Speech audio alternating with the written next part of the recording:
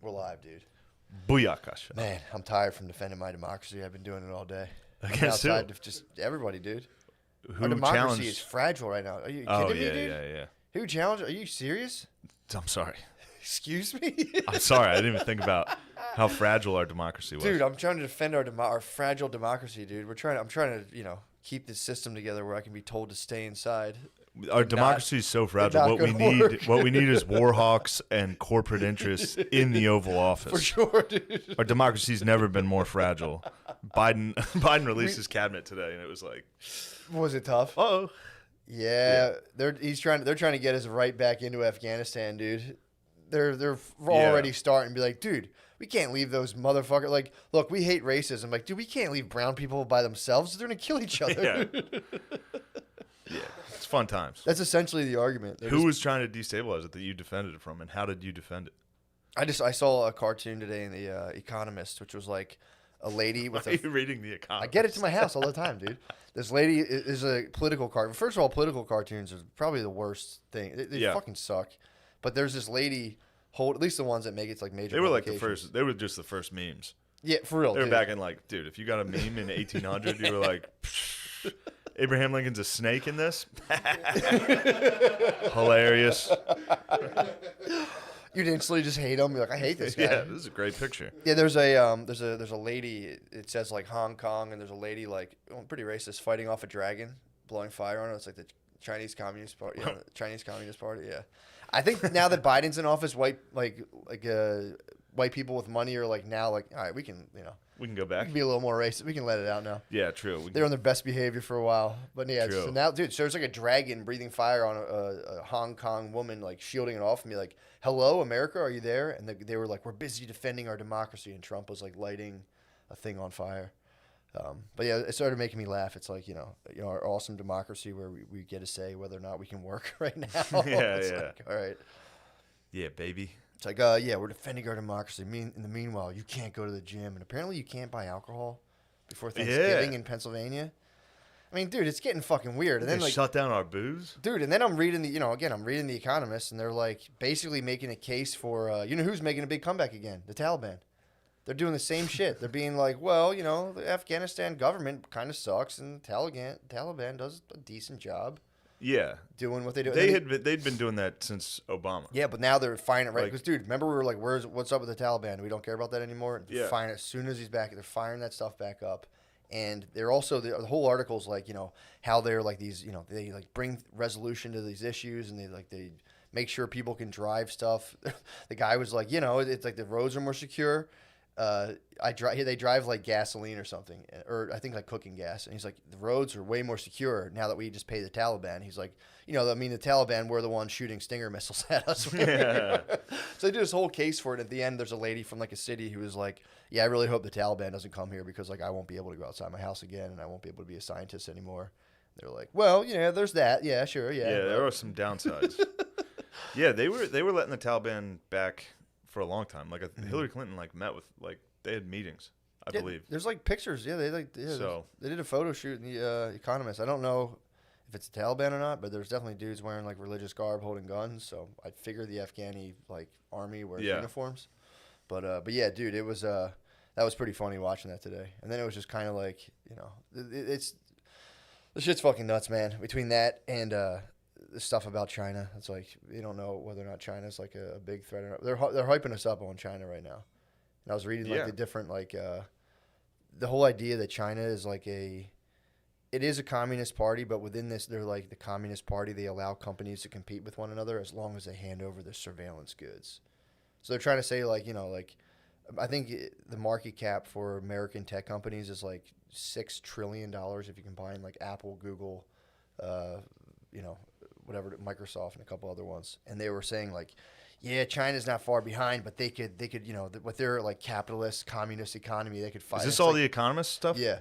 All It's right. it's not even it's not a real thing, dude. You're telling me, it's just funny. They have that, and they're like, in America, we don't share surveillance with the government. It's like, we do that too. We do the same exact thing. Yeah.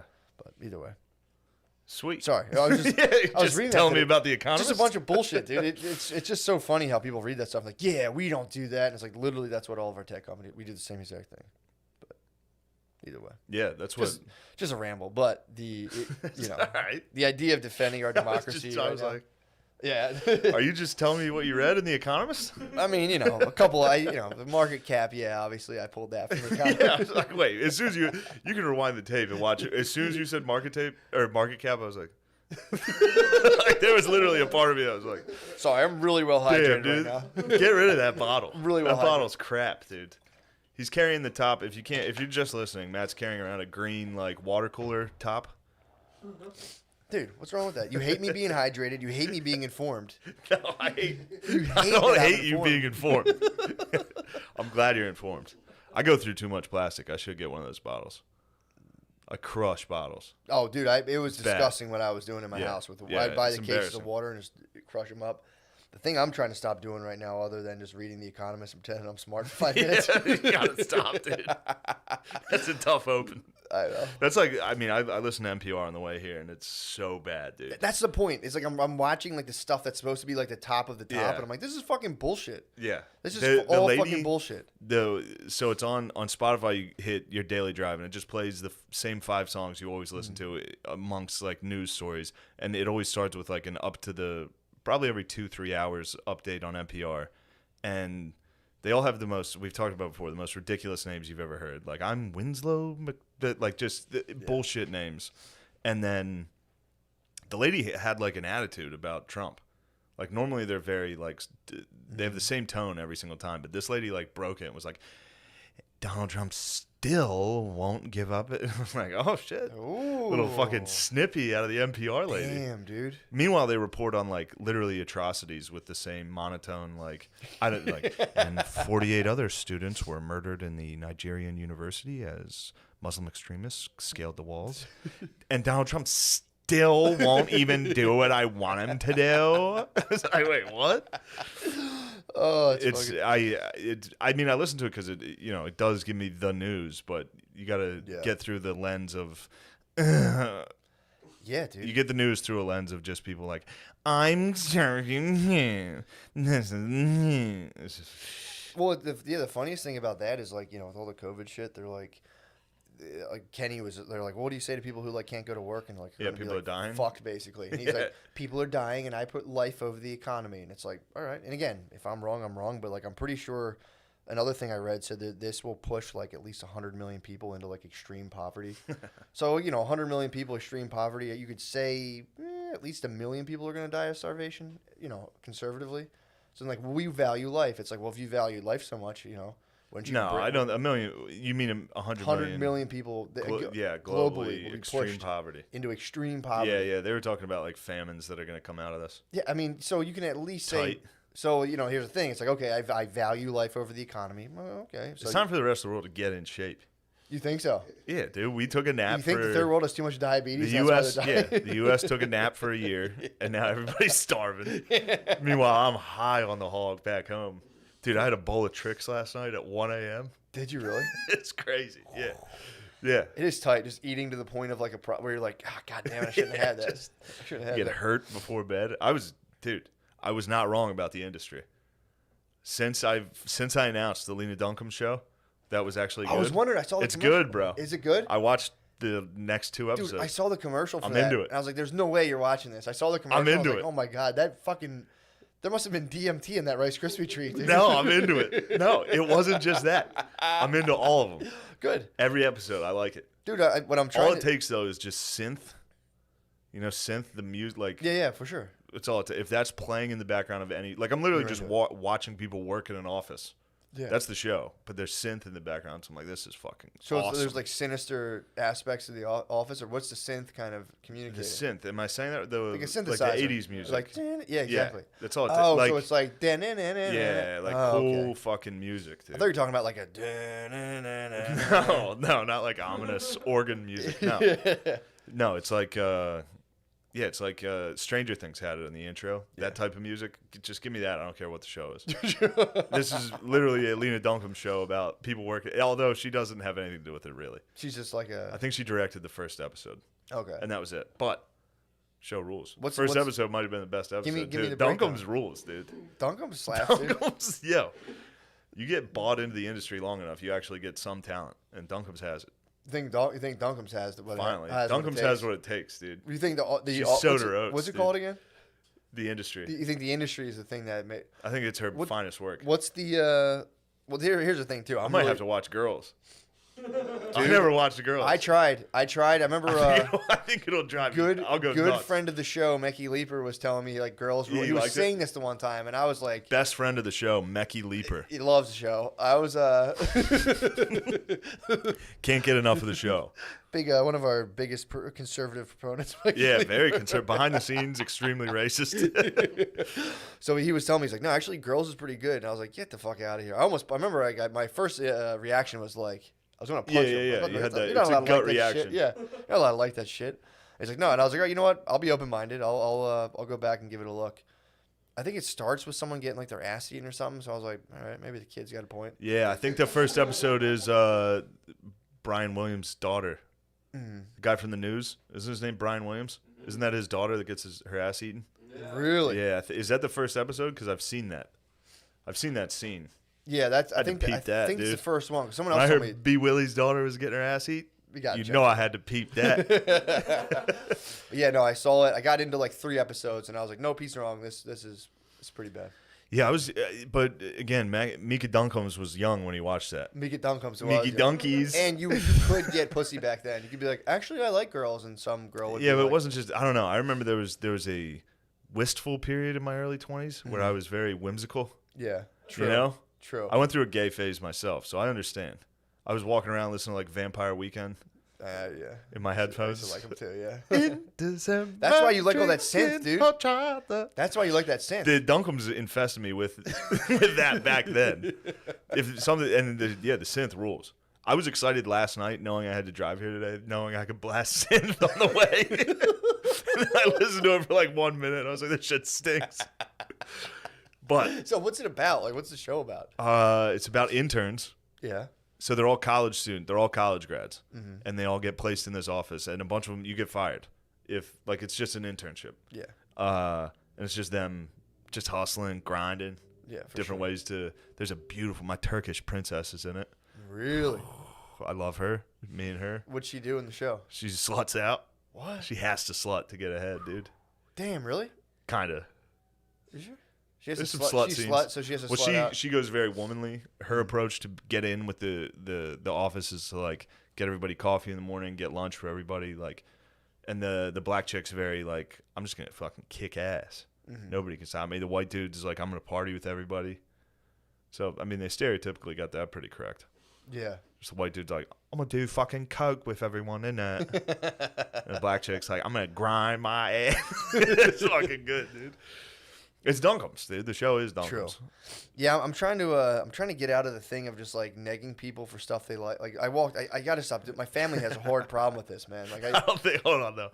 I can't. There's no way I can watch Girls. If I go back, I think I remember seeing a scene where Duncombes was getting boned by Adam Driver, and I was like, this must be art.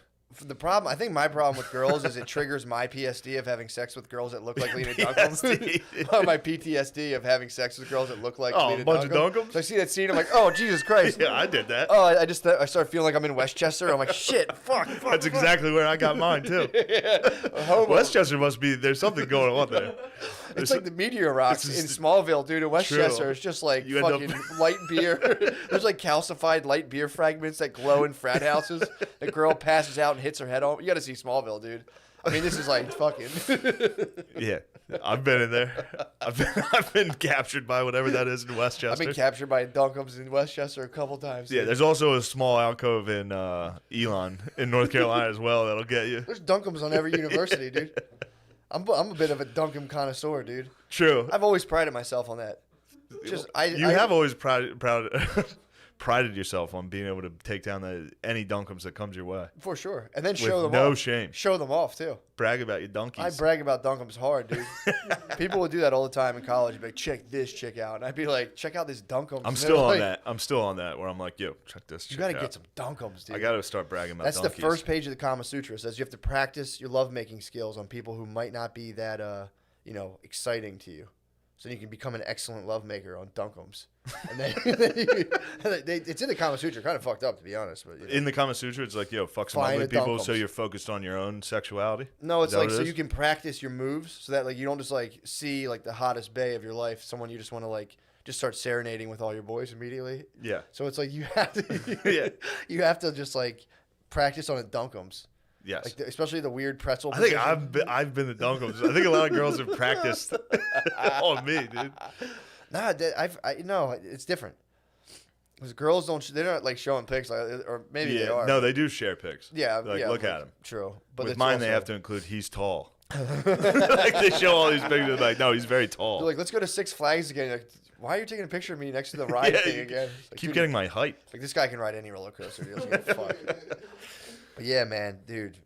That's what I'm trying to stop doing. My brother had send a thing to the family text the other day, like inviting us all out to like a taco night. I think he's got a new bae, so I think he was like, "Hey guys, come out and like basically meet my girlfriend." Normal, nice thing to do. My sisters like they didn't call him gay, but they were like, "You're a girl," like called him a girl basically for trying to like get people to hang out together. It was just like Jesus. Wait, he was trying to get everybody to meet his new bae. Yeah, he's like, "Come out for taco night" or something. That is like very that. chick. Yeah, well, they called him a fucking girl. And the girls in your family did that? Girls in my family girls called are him the worst, like, dude. Jesus, man. What kind of sick and twisted family am I a part People of? that don't have sisters have no idea what it's like to have a woman. At least I have younger sisters, dude. You can brush. Having an older sister is just absolute terrorism. Women in your life that are just, especially like when they're your age, yeah. I couldn't They imagine. can be very mean. I have little sisters, so I can just be like, yeah, enough. You guys knock it off. But yeah, then I'm like, dude, I get my family. Just so much negativity, dude. Just like, and it's just like it's just the knee jerk reaction. I can't get in the car with my one sister without fighting her. Really? Yes, nonstop, fucking nonstop, dude. I can't. Like I can't. Does she start it? Or no, she just tries to be herself, but she lies. She's a liar. What? Well, she's not a liar. Yeah, I hear you. She's a horse feeder. Oh yeah, okay. All right. So say we go to the coffee shop and we're going to see my niece and nephew. She's like, "Oh, I got to get these cookies for the kids." Yeah. And I'm like, "You're gonna eat a cookie. That's why you're saying that. Stop saying things are for they shield themselves behind the kids. You can't go like we got to do this for the kids." Dude, and I'm you like, can't enter a woman's sweet treat subconscious, dude. I'm like, "Are you gonna eat one of those cookies?" That's the driving force of a woman's mental activity. Sweet treats, dude. Every single conversation with her I have is like fucking litigation. Like I literally have to break down. Like I'm a cunt about it too, and I do apologize, but I can't. Like if somebody just horse feeds. I'm like, all right, well, you're not getting it for the kids. You're getting a cookie. You're getting a cookie right now. And women, they have no time for litigation. No. It's because once they hit the wall. Or they'll tie you up in their courts, and that's they tough. do. You do get lost. Tough. You get tied up in litigation. They ask you a question that they like bleed the you dry. Yeah, the answer is yes. I'll answer this question. Yeah. I'm like Didn't you just have tricks last night? It's like this isn't about the tricks. Did you have tricks? Yes or no? It's like yes, I had tricks last night. Okay, then it's like it's okay. Yeah, it's like, no, we're not settled. Exactly. That's. But no, bullshit. they rest the case on you hard. They also just rest the case by just being like, "Fuck it," like just to spaz out. Yeah, you can hold them in contempt of court. They get contempt very quick. Like if you tie them, if you get them into a dead end, they just hit the eject button. They rush the judge instantly. And I got rushed several times. Sometimes tears. Sometimes tears will get you. Yeah. But yeah, literally, I haven't been in. Same thing with my ex too. Yeah. There was never a time where I was in the car with her that we didn't fight. If there was a car ride over 5 minutes, there was a guaranteed argument. Yeah, dude. That's got to be me. Well, yeah. What like run me through the thing? Like what we got? I don't know. Maybe if a lady horse feeds, you should just ignore it. Yeah, dude. I can't.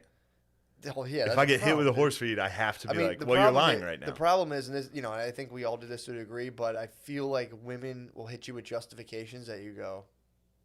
Yeah, why would you say that? Just say I'm buying a cookie. Don't say I need to get the kids cookies. But again, dude, it all. And of course, when she got the cookies, the fucking dogs ate the cookies when we left the room. Verified? Verified the hounds ate the cookies. Yeah, they ripped up the bag. The hounds got to the cookies, and I was like, great, it's a good thing you brought those fucking cookies. What a perfect crime, dude, to eat all the cookies and like get the dogs tear the bag up and be like, these dogs are going to be sick. Destroy a paper towel. Just shit in the backyard. And like, look, that's disgusting. Just in there putting the bag in your mouth like. yelling at dogs. Oh, you motherfuckers. They were for the kids. The patsies, dude. Oh. But no, she munched her cookie, and then the dogs got the kids' cookies. Look how many types of cookies were bought this time. There were 3 chocolate chips from the Christian coffee shop I attend. And they like me there. Do they really? Yes. Coffee shop rules. I mean, they see you bringing in the big sales, dude. You're going in there. Like, I'm bringing in family members now. But were they the big guys? No, they were reasonable cookies. Okay. They weren't huge. So this is like a Spunkemeyer? Yes. About Spunkins. So no Chips Ahoy. About Lena Spunkums. So not like some like Chips Ahoy little No, guy. it wasn't crazy. It was like a regular. It's about the size of an oatmeal cream pie. Okay. Ooh. An oatmeal oral cream pie. I brought my first off. I gotta stop being mean to her. That's the problem. Yeah, you when we got there, I was like, stay in the car. You didn't want to. I'm going in the coffee because I knew there was going to be a kerfuffle. Really? I knew there was going to be. This is what I'm getting. Some sweets. I'm getting sweet treats. I was like, you got to stop eating so much sugar. Yeah. And of course, dude, who am I? That's an absolute battle, dude. And it's one of those things too, because dude, it's not even like a thing like like a control thing. Like I've seen well, I'm not gonna be specific. I've seen bays eat like concerning amounts of sugar to the point where I'm like, dude, you're gonna die. Well, that's it. Like it's not like I'm like Mr. fucking health. I mean, she lives with me. She sees me fucking crushed, dude. Sees you eat the. She sees me eat like 3 steaks, like crazy amounts of food. That's healthy though. But I'm like, yo, sugar's bad for you. Yeah. Like that's all. That's the extent.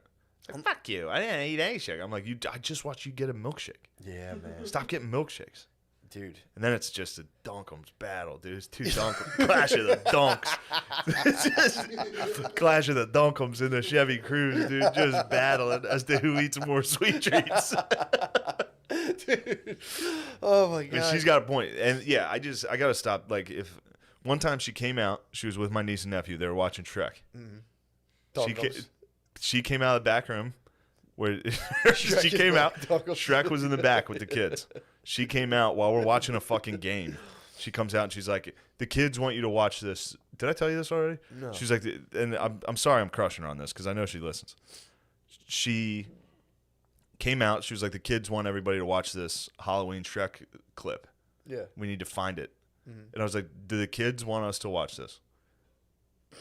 Fucking the 2-year-old was like, "Hey, we got to go show these guys this funny clip I just watched. Or did you like it and you want to show us?" Mm-hmm. She's like just an instant fight. And I'm like, just admit you want us to see it. That's all. Say, hey, everybody, watch this clip. Yeah. It doesn't have to be the kid wants you to see this. So you're just in service of the truth. I can't stand the fucking horse feeding when it comes to just like, don't.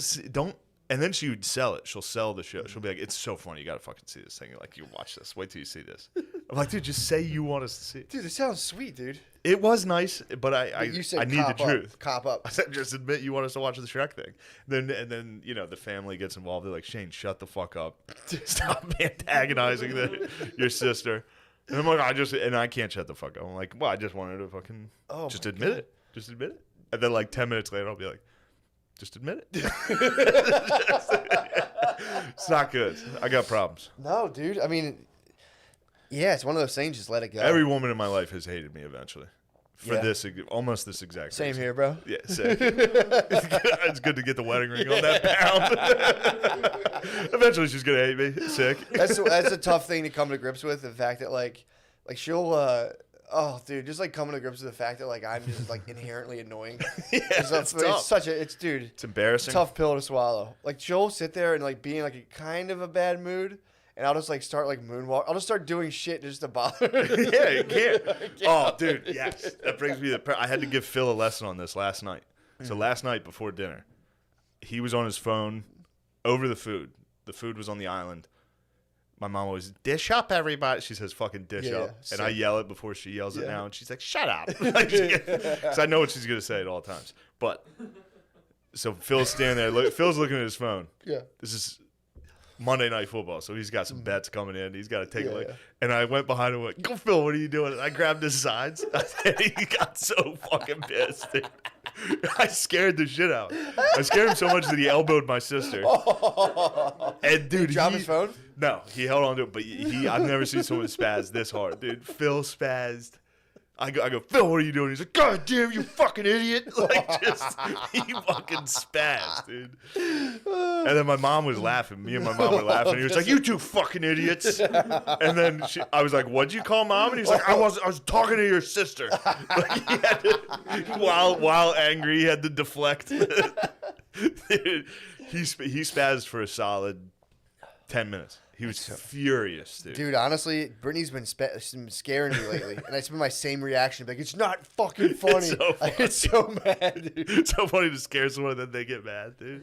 Fuckers. Phil, he hasn't. And then I realized I'm airing my family out pretty hard on this, but it was Monday, which is when he definitely never drinks. Mm-hmm. He doesn't drink on Mondays. Really? So he's always so mean on Mondays. He's always so fucking angry. And then he'll be like, oh, it's Monday, you're not drinking? He's like, yeah, that's it, Shane, sure. Yeah, it's because I'm not drinking, Shane. Asshole. It's like, dude, actually, I came up with a pretty sick idea. Maybe this exists about betting. Grabbed his size. Motherfucker. Dude, that's such a... You fucking idiot. It's not you. You two fucking referring assholes. To our daughter as a fucking idiot, not my wife. Dude, so, anyone can take this if they want to just, obviously, like, make $1 million. A betting site, a betting app, where when you lose, a portion of your losses go towards a charity. That way you don't feel so bad when you lose money. Yeah, that's all you have to say. And then when you win, you get the option to do like a checkout. Like, do you want to give like 2% of the winnings? Not that bad of an idea. $1 million idea. I think it's $1 million. You should send that over to Barstool. They could use the positive PR and their new book. They're in Philly right now. Are they really? Yeah. Yeah, like I said, I'm more of like I like to just transmit ideas out in the universe. Just say, hey, take someone who wants this, go do it, bro. Go take it. Yeah. I'm up to my knees in projects, dude. I can't start a humane betting. I'm up to my knees in projects, dude. I can't start a fucking. So not very high. Pretty fucking high, dude. Up to my knees. If you were up to your knees in snow, would you say this is a little bit of snow? True, I'll give you that, but that's the saying. Up to my neck. Yeah. I'm up to my knees, dude. You just started though. I'm being accurate. If you were up to your knees in water, would you be like, help, I'm drowning? I'd be like, this is a lot of water here. True. I'm up to my knees in this water. You'd be like a newscaster. You know when they like fake how flooded it is? They, like sit in a boat and then somebody walks behind them. And yeah, man. I mean, speaking of the weather, dude, it's funny. Fuck. Definitely. Fuck, dude. We're led us into a weather talk. We're definitely in the midst of a high pressure system here right now. I got a little thing. I got a little Doppler on my phone now. It's pretty accurate. I mean, it's unbelievably accurate. It's pretty. I mean, it's just is this gonna be better than Cliff Notes of The Economist? Radar. It's like, well, now thank you, Shane. You've led me straight into the weather portion of the show. This is also exciting stuff. We got a low pressure system. Unless I'm this reading way. this. See, I don't have any fucking swirls of color on here, so I'm like, you can't even read the Doppler, dude. It's clear skies, dude. Let me see. What I'm trying to think which one oh, there's some snow coming over there over Columbus. That's that's concerning. I've been researching how what do you weather think of the snow in Columbus? I mean, it's to be expected, like a landlocked area. Landlocked areas are typically low pressure. High pressure systems are around the ocean where, like, I mean, do you know what atmospheric pressure even is? No, tell me about it. Tell me about it. It's just water, dude. It's just the water, getting, evaporating back up. All the weather comes from the heat of the sun, first of all. Wind comes from the heat of all that stuff. So just water evaporates, gets held in the, it's held in the sky. But if you're near body Didn't you water, have a theory about wind? What about it? You had a theory about wind, and I know it. What was it? I could see the smile on your face. I don't know the theory. You remember your theory. I wish I really. You had one of the dumbest fucking theories on wind. Oh, I know what it is. And it was from the Earth spinning. It's from the Earth spinning. Dude, I mean, partially true. Partially true. Because the reason certain things move a certain way is because of the fact that the Earth is spinning, which I believe is why hurricanes make like a U shape. That's why, the turning point of a storm. It eventually goes the other way. That's from the Earth rotating. So, I mean, I'm kind of right, which is crazy. I spitballed that. True. All right, I'll take it back. I mean, dude, that's like fucking Aristotle just going like this to the sky, just one eye, and being like. Pretty sure, yeah. Yeah, I'm pretty sure there's weather, and everyone's like, oh, okay, that's what's up. I think there is. Damn. But yeah, dude, I've been researching the weather very hard. I need more of a report than just there could be snow in Columbus. I mean, dude, take a look at the Doppler. I'm looking at the Doppler. That's the thing. We're in this fucking. Hold on, let me see which. Trying to think which radar do you want me to hit? You want me to hit KCCX or KDIX? I can hit Central PA for you right now. Please. Ooh, okay. We got some systems coming in here. Oh, some low pressure moving in due to the color of it. I think we're getting rain on Sunday. Where's that on your Doppler? Right there, dude. That's that low pressure. See that green? See that green cloud moving in? That would be a low pressure front that's pushing. Now I don't see it pushing against anything really. There's some high pressure up to the north above you right there, indicated in the blue. Oh, up by Buffalo. Yeah, that sometimes it depends. The low pressure looks a little bit bigger, so That's cold air moves. That faster. looks like some lake effect, dude. That's all that looks like to me. Yeah, it's coming right off of a lake, dude. You're 100% That's lake right. effect. Yeah, it's coming right off it. Yeah. You might, damn it, dude. You We're ever hear of deadlocked. lake effect? We're deadlocked. I heard of it. I got to You're research gonna look now. into some lake effect. We're deadlocked right now because people are like, I get messages. People are like, nah, Shane's the weather guy, and it's like, it's killing me, dude. Yeah, look, that just looks like some minor lake. Oh, Dude. geez. Now the lake, dude. Wait till you see what the lake effect does. I mean, I hope it doesn't get caught in like an occidental zone when the two fucking oh, I hate that. when the high pressure, low pressure aren't strong enough to like push each other and it just they stagnate. Usually lasts about 5 to 7 days, but it should clear up over the week. We should have some decent weather. But the whole point of the Economist thing was that the best this is like the key information. I'm like, this stuff is bullshit, dude. Yeah, well, who the fuck reads The Economist? True, fair point. Just what cheese dick, especially our age, just reading that. True. No one you want to talk to. There is, but the cool thing is there are like, dude, there was a thing about like how hipsters are hitting the Middle East now. That was actually pretty. That was in. How hipsters are doing what? There's hipsters. The hipsters are spreading now. Oh, you mean being a hipster? I thought you meant hipsters from New York are going to fucking the Middle East. No, Wait, what? No. Only if they work for Vice. But True. No, there's a spreading phenomenon right now of people who go and get like educated abroad and come back to like I think it was even like in Sudan and like in Afghanistan. Well, they'll open like fancy coffee shops, and there was dudes who were in like They do love coffee over there. Well, it's just funny to me that the Taliban's eventually going to encounter hipsters and be like, "What the fuck?" Because there's dudes who are getting like their beards like neatly manicured out there and getting like cool tattoos. And you're not allowed to get Not get tattoos. You're not allowed to get tattoos Yeah. out there. So, dude, if we pull the troops out, Afghani hipsters are about to get fucked up, dude. They are gonna get Fucked crushed. up. They're just gonna make an amendment to Sharia law to be like, also you can't be cool. You can't be fucking cool. They're pushing, dude. That's probably in Sharia law. That's you can't be that's cool. moving the thing of hipsterism is moving globally now. Just being like, and they were saying there's like a certain, if you give it like an unfinished or like a cool wood look, and that's like the universal sign of like, Yeah. we care about stuff here. Yeah. So yeah, it's pretty funny that thinking of Afghani hipsters makes me laugh. Thinking of hipsters in the suburbs makes me kind of chuckle. Did you ever see? There's like always lone hipsters out there, but you think about someone taken out to Afghanistan, and be like, actually, dude, I kind of like the beginning of the Quran. Like, all right, dude. Yeah, the early stuff in the Quran was pretty sad. And then just yeah. Quran actually never condemned slavery. Does the Bible condemn slavery? I was reading a thing today. I think not in the Economist. It was a I different think thing. the New Testament probably does, but I think the New Testament. Old Testament had some rules on slavery. Did it? Yeah. On how to handle business. How to handle? Yeah. Well, dude, I was reading about How to be gangster. how to be yeah, I was that book I was reading about debt was talking about like how they used to just use basically women as like women were the first form of currency. You would just get chicks, and they were talking about in Africa and how like they were just like it wasn't even there were slaves, but they were more so like this idea of pawns. Like you would have a pawn. So like if somebody killed your brother, you'd be like, dude, you'd have a couple options but you could just be like, all right, dude, you got to give me your sister. We're never going to be even, Steven. Yeah. But your sister's going to be my pawn now. So then like your sister would have kids, and then all of her kids become your pawns. So they're not like, you don't like own them really, but like they're people you get to trade in the event of like if you do something fucked up, if you have a bunch of pawns. Yeah, if you get a DUI, you can be like, yo, here's my nephew. Yeah, if you're drunk and you Sorry just about like, cut some dude's head off on accident, and you can just be like, yo, my bad. But the problem is if you cut a dude's head off, then the brother could, so with the sister you give him, he can then turn her into a ghost wife where he'll cream pie the sister you give him. And then she'll bear a kid, and everyone tells the kid in the village is like, oh yeah, your dad's a ghost and he was the one who cream pied your mom, and you kind of have to go avenge his death and find the guy who gave your mom basically and kill her brother. It's pretty sick. But they could get into dude, they get into that. They get into Village Wives, which just might be the funniest fucking thing in the world. Yeah. So like you talked about this. I didn't get into detail about it. They talked about the Did you tell me about the Village Wife? I told you about Village Wives. All right. So they would have like the elders. So basically, when you came up, when you're a young kid in these villages, I think it was like Calabar around that area, right? I think Nigeria. My geography is getting off the hook. I'm not being Calabar. I don't know if I've even heard of Calabar. It's a port city around. It's west coast of Africa.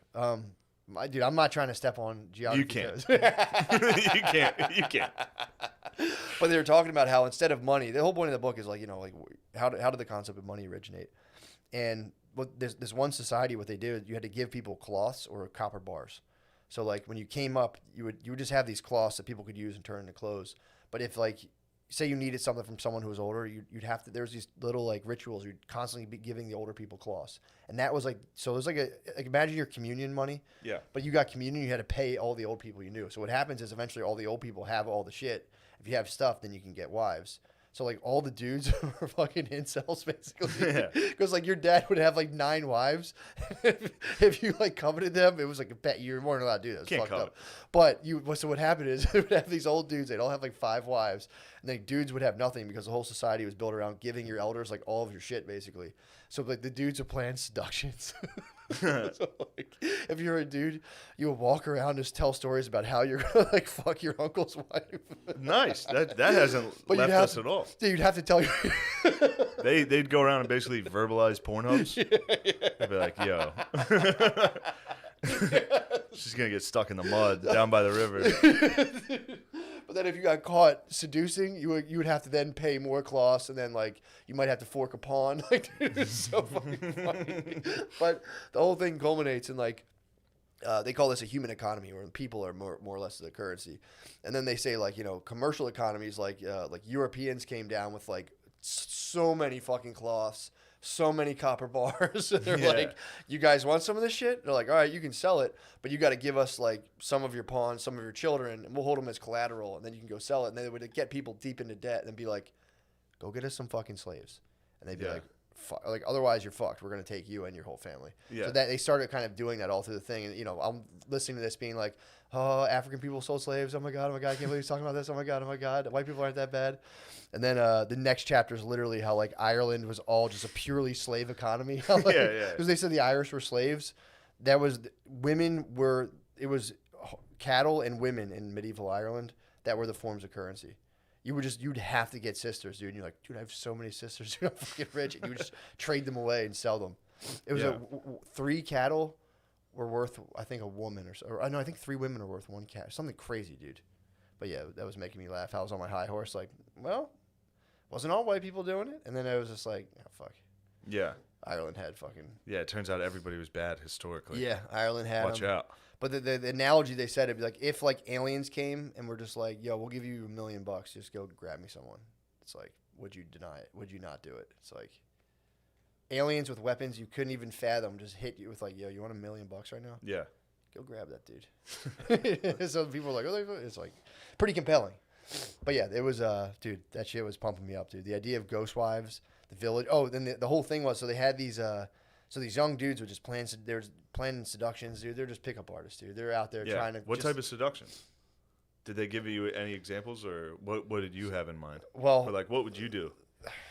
I don't know. How would you seduce your aunt? I think you'd have to like hoard some cloths first of all. You'd have Tell you to, how you could seduce mine. How? Booze. Oh yeah. Oh well, that was. That was a pretty easy one. I'm sure you could definitely apply them to something, but the thing I think you'd have to get like delicacies. You'd have to like go catch like a rare animal and be like, "No, you have to try that." Check this out. But they also spring the trap. Yeah, I mean kidnappings were pretty common. That was like a big thing. Like if you couldn't seduce your aunt, then you could go kidnap like a woman from like a rival village. But so like the young dudes would go to like the head dude and be like on like a compound and be like, "Yo, we're dying. We need some pussy." And they're like, "Go fucking raid a village, you bitch. Go steal someone's daughter." And they'd be like, "All right." So they would petition like, "All right, you got it. Go ahead and do this." And then they would go, or they would raid a village and steal somebody, or like if somebody was getting as a pawn getting thrown into a marriage they didn't want to do, they could run from their village and claim asylum, and then they were a village wife. That's what I was talking about. Yes. So the young dudes, basically the young dudes, if they like pleaded enough, they could all go in and split a wife. So they could build a crash pad, go steal a lady from a village, and then be like, you're the village wife, and they would just all just like 14 dudes just be fucking like boning this chick. And then they would go, they would go out during the day and be like, man, I love our wife so much. They would all go try to like hunt her the coolest stuff, and they'd all compete for like you know, eventually. So it was like The Bachelor. It literally was The Bachelor, dude. Yeah. It was The Bachelorette. Pardon me. Yeah. So they would go out and be like, oh, I love you so much. Here's this thing. And dude, it was really funny, man. That is think funny. about just you and all your boys with a crash pad and one she's wife. The best. Dude, we love her, dude. Our wife is so. I mean, that would beautiful. turn into murder.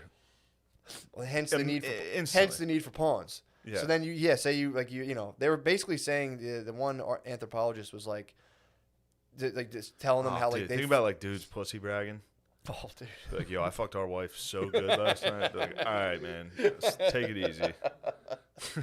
it was just 4 dudes in the woods being like, she loves me more than you, and they'd be like, she loves me the most. Damn. But yeah, man, dude, that was making just having the village wife, and then I think the kids were then the responsibility of the entire village, and you know, blah blah blah. So, but yeah, dude, pawn ship rules. We gotta get back into a pawn setup. It's not slavery. It's just like you get pawns, dude. You get pawns. What do you think we could get for Noah? As a pawn? Yeah. Yeah, dudes don't really fetch a high value. No, you got any sisters? I have a younger sister. There we go. How old? No, we're just asking for economic, just for economic just for purposes. human economy What's purposes. your Instagram? Don't say her Instagram. Don't, yeah, absolutely Please don't. not. Please don't. Yeah, like I said, yeah, sister, good. But yeah, dudes aren't bad. It all depends. The other thing too is you can get a bunch of dudes, and if you want like a sick entourage, that's the other thing too. You get a bunch of pawns, or you get slaves, and you wouldn't make them work or anything. But yo, I'm going to the market today. You guys gotta pump me up, dude. It's not bad. It was pretty tight. Just get hype, man. You hype, man, dude. You would just get an entourage of dudes who would be, you'd be like, come on, man, it's time for the market. Get hype on me, dude. like I kind of miss my family. Like, shut up, dude. Come on. But yeah, dude, that shit was making me laugh so fucking hard. This is something that I experienced. I watched Children of Men. That movie. Yeah. But in that movie, there's a scene where a bomb goes off and he's got ring in his ears, and the lady's like, "That noise you're hearing is a frequency that your ears will never be able to produce again. Whenever you have a ringing in your ear, that's what that is." And I remember one time in a car, a dude told me that. I was like, "Yeah, my fucking ears ringing." He's like, "Yeah, do you know what that is?" And he just regurgitated a line from Children of Men. You ever hear somebody give you a fact from a movie and then you see the movie later and you're like, oh, that's where he fucking... No, I've been believing this. I think so, yeah. Like in the movie Contagion, they're like, the average person touches their face once every fucking 20 seconds. Mm-hmm. I've heard people repeat that. Is it true? There's just, I don't know. But there's just certain, like, Wes was the one, by the way, Lemaire, who told me that. We were in the car and he said that, and I was like, damn, that's a fucking interesting fact. And then, you know, a decade later, I'm watching a movie at 2 a.m, like, that fucking idiot. I believed this. So wait, the thing in the movie was from a flashbang. Yeah, it was just a grenade went off and he had a ringing in his ear. Yeah. And the lady was like, that ringing is the last time you'll ever hear that frequency. That's and your you eardrum. were just having a and I would just, we were just driving. And I was like, damn, I can hear it. There's like a ringing in my ear. Yeah. Yeah. Yeah, of course you'll hear that again. What the fuck? I don't know what was going on there, but I believed it. True. He said it with some conviction. He's like, you'll never hear that exact. He's like, that's just a certain frequency that your ear won't be able to pick up again because of that buzz. Now, I don't know if that's true or not, but I know that he got the exact line from Children of Men. Yeah, but the flashbang. Whether or not Children of Men is telling the truth, I'm not sure. I mean, the flashbang makes sense because it's so fucking loud that it probably damages your hearing a little bit, so you'll probably never be able to hear that again. So is that like the sound leaving your ear to like never return? I'm not sure. Huh. I don't know the science of it because I think it's wrong. I mean, I've definitely done that before where I've taken stuff from movies and just been like, let's roll. Yeah, this is true. Let's go. Yeah. 100%. But it's always funny when you finally see the movie years later and you're like, son of a bitch. I believe that. Like, there's certain things will tell me, people will say something or say, like, it'll just stay with me forever. Mm-hmm. Like, certain things will just always, like, I'll be doing something and every time I do something, I'll think of the same thing. It's crazy. Real, like almost like a deja vu or like not deja vu, just like an OCD type. Like every single time I play FIFA, I think of the first time my friend saw me playing FIFA and what he said. Every single time I play. What did he say? He was like, "Oh, the point of it, it's stupid. It makes no sense. There's no reason to remember this." But he was like, "Oh, the point of this is to drag the other team's defense out and then pass behind them." That's all he said. And now every single time I play FIFA, I think of where I was and when he said that. Pretty crazy. How long do you think about it for? 1 second, and then I'm like, why the fuck am I still thinking about the same goddamn pointless quote? That sounds torturous. There's a lot of those. I have a lot of those. Just things that pop up constantly? Yeah. That's interesting. Yeah. Yeah. I don't know. No, it's, who knows? what you're describing, I have moments like that. I can't put them into words, but I'll just be doing a thing, and I'll have a thought that's just so stupid and pointless that I'll just go like, fuck. Yeah. Fuck. Yeah, I kind of know what you're talking Tommy about. has that. Tommy, every time he puts his pants on, he thinks of you and me making fun of anybody that would roll the bottom of their jeans. Literally every time he gets ready in the morning, he's like, he'll say it to me if I'm there. He'll repeat what we said. He's like, can you imagine being the type of guy that would roll the bottom of his fucking jeans? And every time I'm like, I'm sorry. Does he roll his? He wants to roll his Yeah, jeans? he has the bottom of his jeans rolled. So he rolls Every time them. he puts those pants on, he says that. Because he heard us making fun of that. When did we make fun? I don't even remember. That. That's what I say. I'm like, I don't know if that was us. He's like, it was you. I'm pretty sure It was you. And then now also whenever he puts cologne on, he does the same thing. I mean, dude. Well, We're like, who the fuck puts cologne on? And then one time, I'm sitting there playing FIFA thinking about my dumb friend's quote. And then Tommy's putting cologne on thinking of my dumb quote right behind me. He's like, can you imagine putting fucking cologne on? And I'm like, I'm sorry, dude. I didn't mean it. yeah, I went hard on cigarette smokers recently. I was like making a point. Cigarette smoking rules. I was talking about how they're most likely, if you have a company full of people and you're trying to figure out who complains the most, just look for people with cigarettes on them. At a job, cigarette smokers are the biggest complainers. Always. Always fucking every single time, every single company, every place I've ever been at.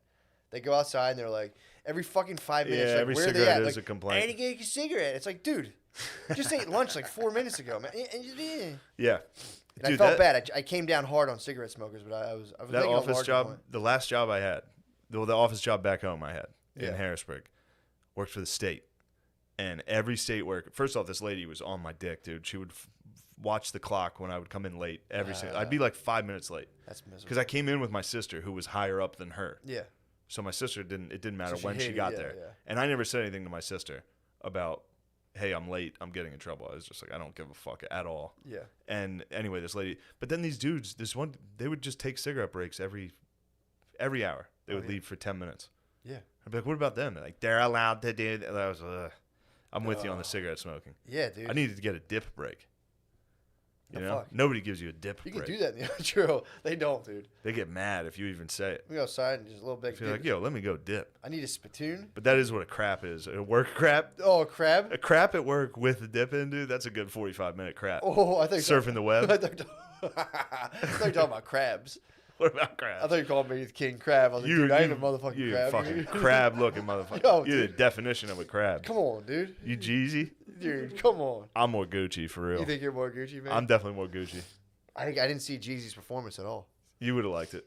You strike me as more of a fan of Jeezy. More of a Mr. 17.5. What? That's what Jeezy calls himself. Mr. 17.5? Yeah. I didn't It's know. like it's kind of a brag. It's a humble brag about how cheap he gets kilos of cocaine.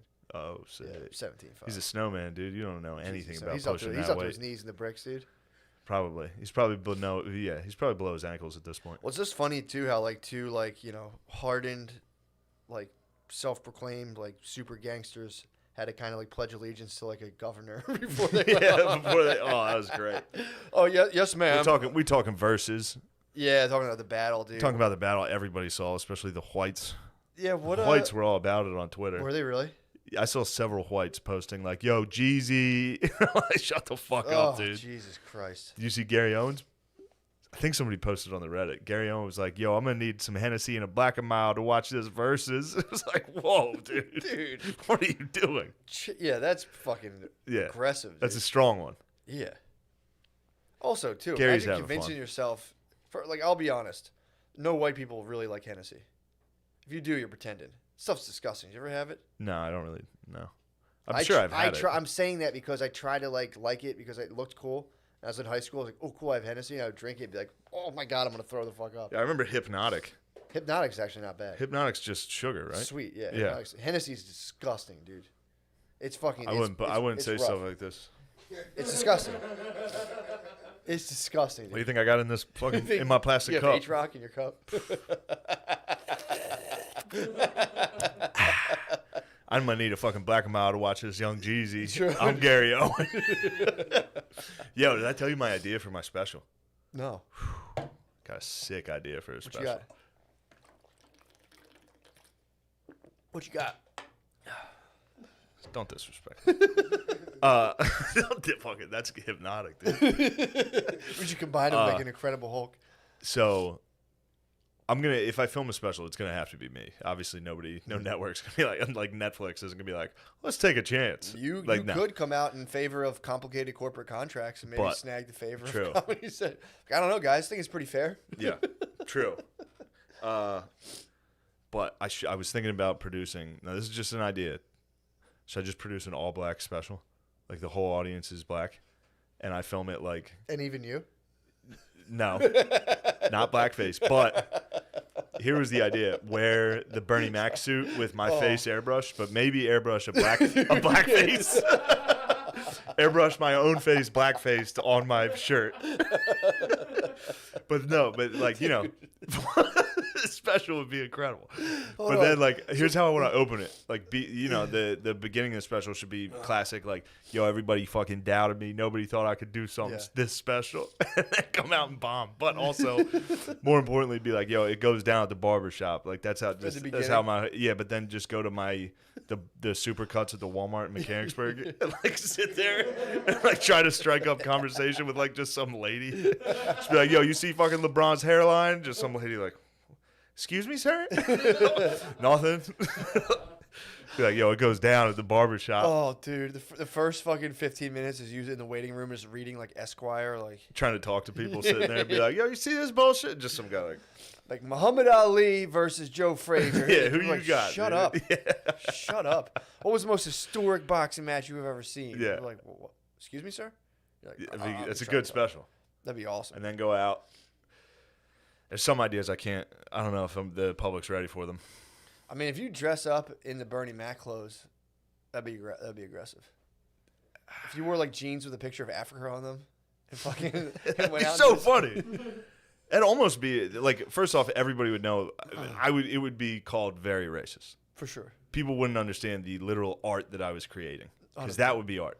If I got out there and did like, y'all ever be eating motherfucking pussy? Just the people that were, and then like have the camera on the crowd of them being visually like. The problem is you might crush. If I crushed, if you had a black and mild and some H-Rock, if I got Hennessy and black and mild, you might get in your bag. That's a problem.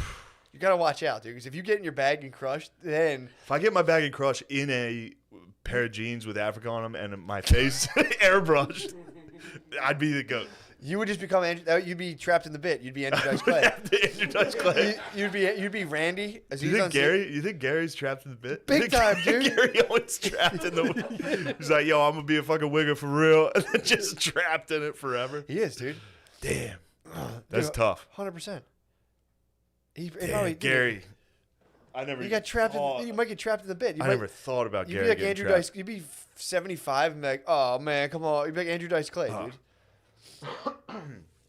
Just trapped in the bit of a Bernie Mac, a white guy doing a Bernie Mac act. That was the rule, though. I mean, reach out. You have mentors. To have a big dude, take me under your wing. Gary? Yeah. Have him be your mentor, dude. Mentor-mentee relationship. That'd be beautiful, dude. He might be able to spin your he might be able to do a PR spin. Like, come on, y'all. Come on, y'all. It's a good idea for a special. For sure. It'd be so you could film it yourself. I would produce it. I'd produce it myself, dude. How long? But what would you fill? That's the question. What would you fill the whole? Well, film it depends how badly it goes, which I would. You can surmise it would go very poorly. If I was over the top, like, y'all know what it's like when it's eating pussy. The girl was on that time of the month. I still be going down on that shit, you know. And then like be like, what else do I have here? Right? Just look at my notes, like, what else do I want to talk about? Yeah, that would be something that would go over people's heads to the point where they'd be like, "This is why is he just doing racist? This is horrible." Now, a close associate of mine had a good idea for the end of the show. I won't divulge his name because I don't know if the public's ready for this type of joking. Sure. But then to take out a dummy, a ventriloquist dummy, and have it say the N-word. But that end it. Like, don't say it. Like, cut it. Mic drop. Cut the credits immediately. Before you even do it? Right when it's about to say it. Really? Cut straight to credits. It's a good special. That would be fucking wild. A half hour of that. I mean, you should just go all dummy then. You should just go all dummy the whole time and do all your stuff. Just break out just be like, all right, y'all not feeling that? I got something for your ass. Break out a dummy. Just have it start talking shit. Dude, that would be if you went. I don't know. I don't want to. For some reason, I know it's not insulting.